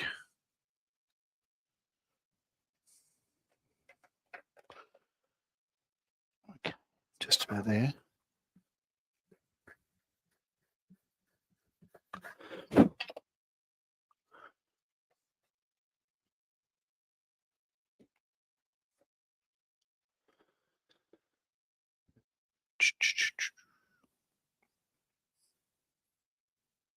Still raining here.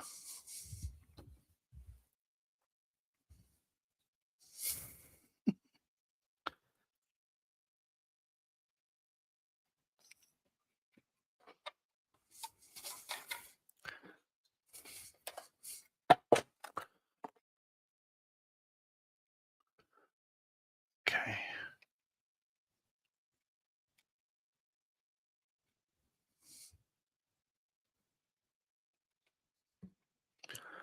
Cool.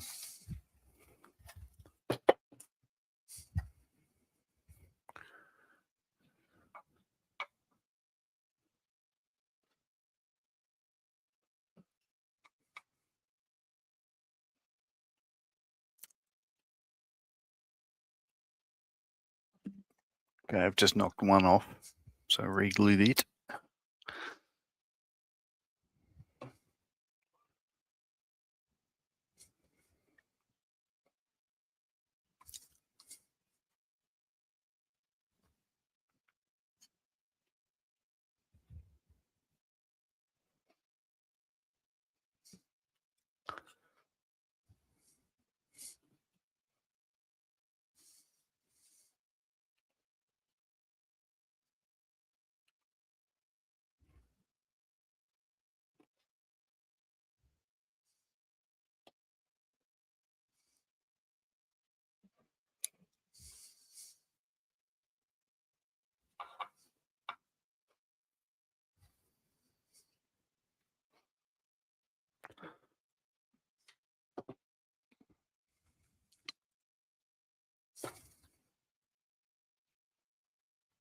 Okay, no, not happy with that piece. Turn this down a bit more.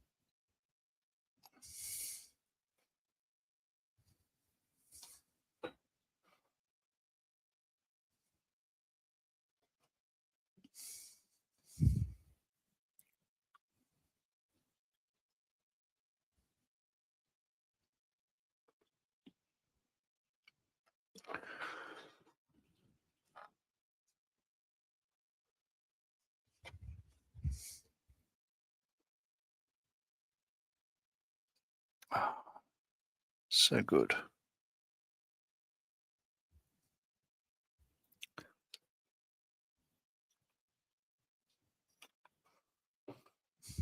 Okay.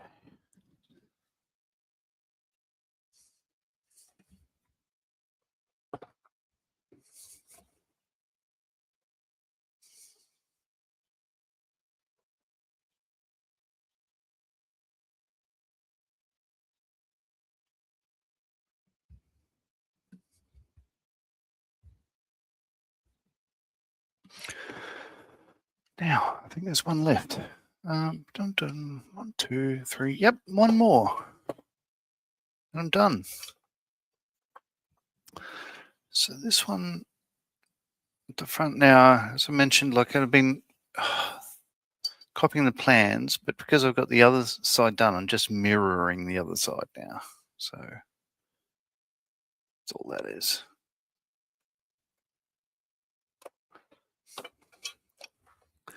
And I have a full strip of this stuff left, even though I don't need it, which is awesome.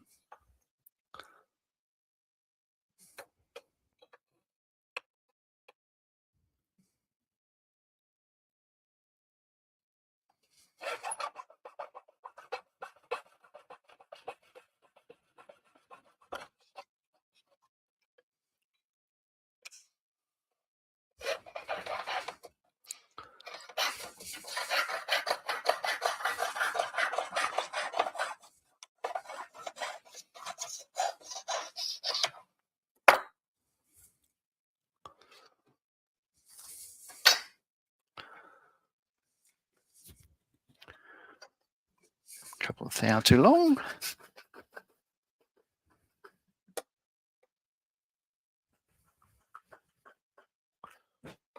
Or a couple of hundredths, really.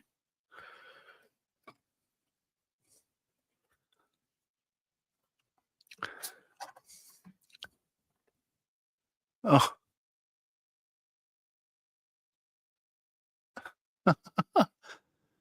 Apple says, oh, Celia's home. Time to plan what's for dinner tonight. Good luck on that. And Matthew says, stage 200 of the Lego kit. We'll post some pics on Mikey's Discord. Sweet. It'll be good to see it.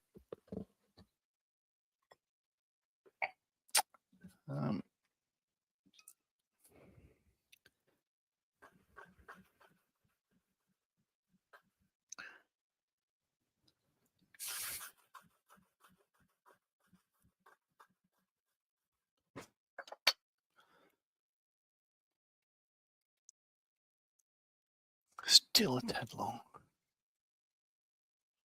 Not much.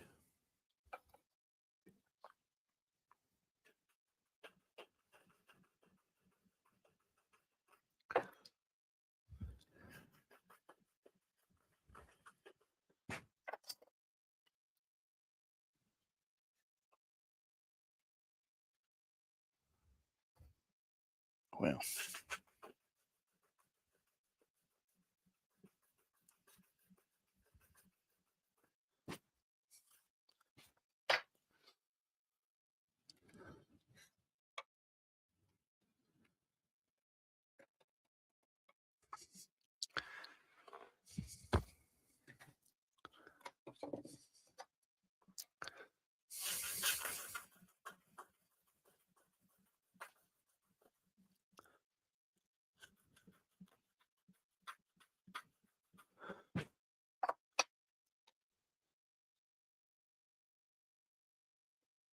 There we go.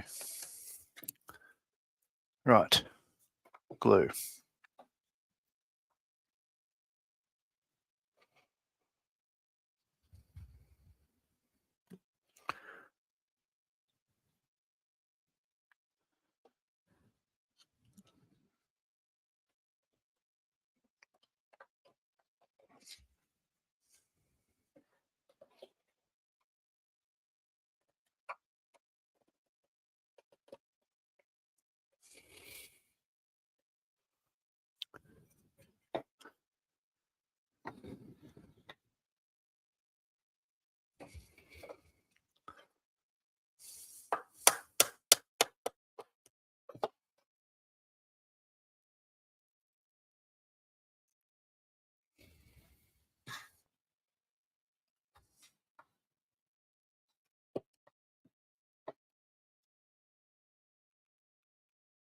Hey.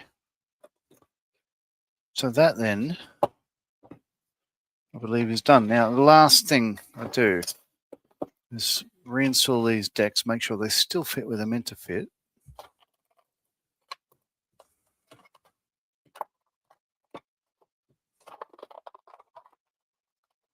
Perfect. And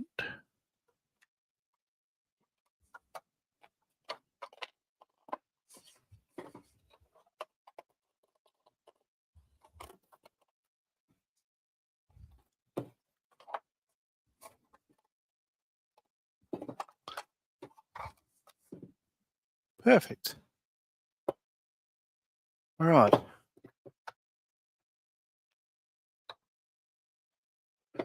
So that's that. Yeah, that's it. So I'll change camera. Your wooden ship looks great. Thank you, Paul. And I'm making a wood base for my HMS Belfast. I don't like the plastic base it comes with. Fair enough. I think with the work you're putting in, I think it'll be absolutely worthwhile taking the time.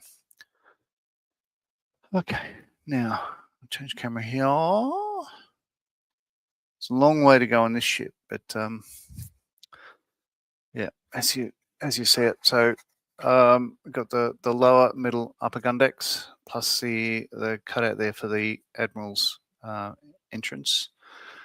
This will be chamfered down, so it won't be as prominent and sitting up as high as it is. And this will be lower at that section there, so it'll be more in line with the gunports themselves. But as you can see, I've got the middle deck where it's meant to be. It's got the upper deck where it's meant to be, and all the gunports on both sides done. So that then is a really good place to stop this, because I'll let that dry overnight and come back and chamfer this bit of the deck. So before I sand all this. One of the things I'm going to do is I need to make that deck on the edges sit in line with the sanded bulkheads, if you like. So without the top deck being in place, I'll take that off. So the next step will be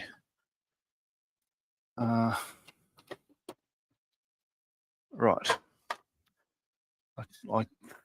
I believe the next step will be gluing this deck in place and sanding the hull so it then sits flush with the edges there. There's not much there, but there's maybe a mil overhang on each side. So that will be in place. And then from there, plank that deck with the veneers I have. Sort that out, because once I put the deck on top of that, I won't be able to reach in there. So that'll need to be done before I do the planking on the sides of the hull. So the next step, the next episode, I believe it'll be gluing this down and then starting to sand all of it to get the correct shape and everything else. But it's a good start. It's a good place to start, is having those the prow and the transom blocks in place there. But there we go. So it's starting to look like the Victory already, just because of the placement of the Gunport blanks. But yeah, thanks for watching. It's a good hour, 2 hours 20 minutes. Progress was made. Like, you know, the one entire side was planked this evening. So not planked. The boards were put in place, but that's good. So I have, of the transom bits, I have that much left of one length and an entire length. Which I haven't touched, which I don't think it's labeled for anything else, but really good wood this. It's really good quality stuff. So very happy so far. But I'll put that there in case I need it later. Thanks for watching, and I think we're done. Last comment there. Athol is saying fried rice and beef curry for dinner tonight. And for Hamish, the usual. Very good. Beef curry. Sounds awesome. Thanks everyone for tuning in and listening to the waffle and stuff. It's a bit of sawdust, but not much. Yeah, next episode 7 will be when things start to happen for real. So I'll be making lots of noise. I'll probably have to have music playing in the background or something or other. As I have a sanding, it'll be this. Just the sanding block. I'll replace the sandpaper because that's just worn out. And getting the contours down before I plank the middle deck. But yeah, thanks for tuning in, and I'll see you next time. Hooroo. And bye-bye.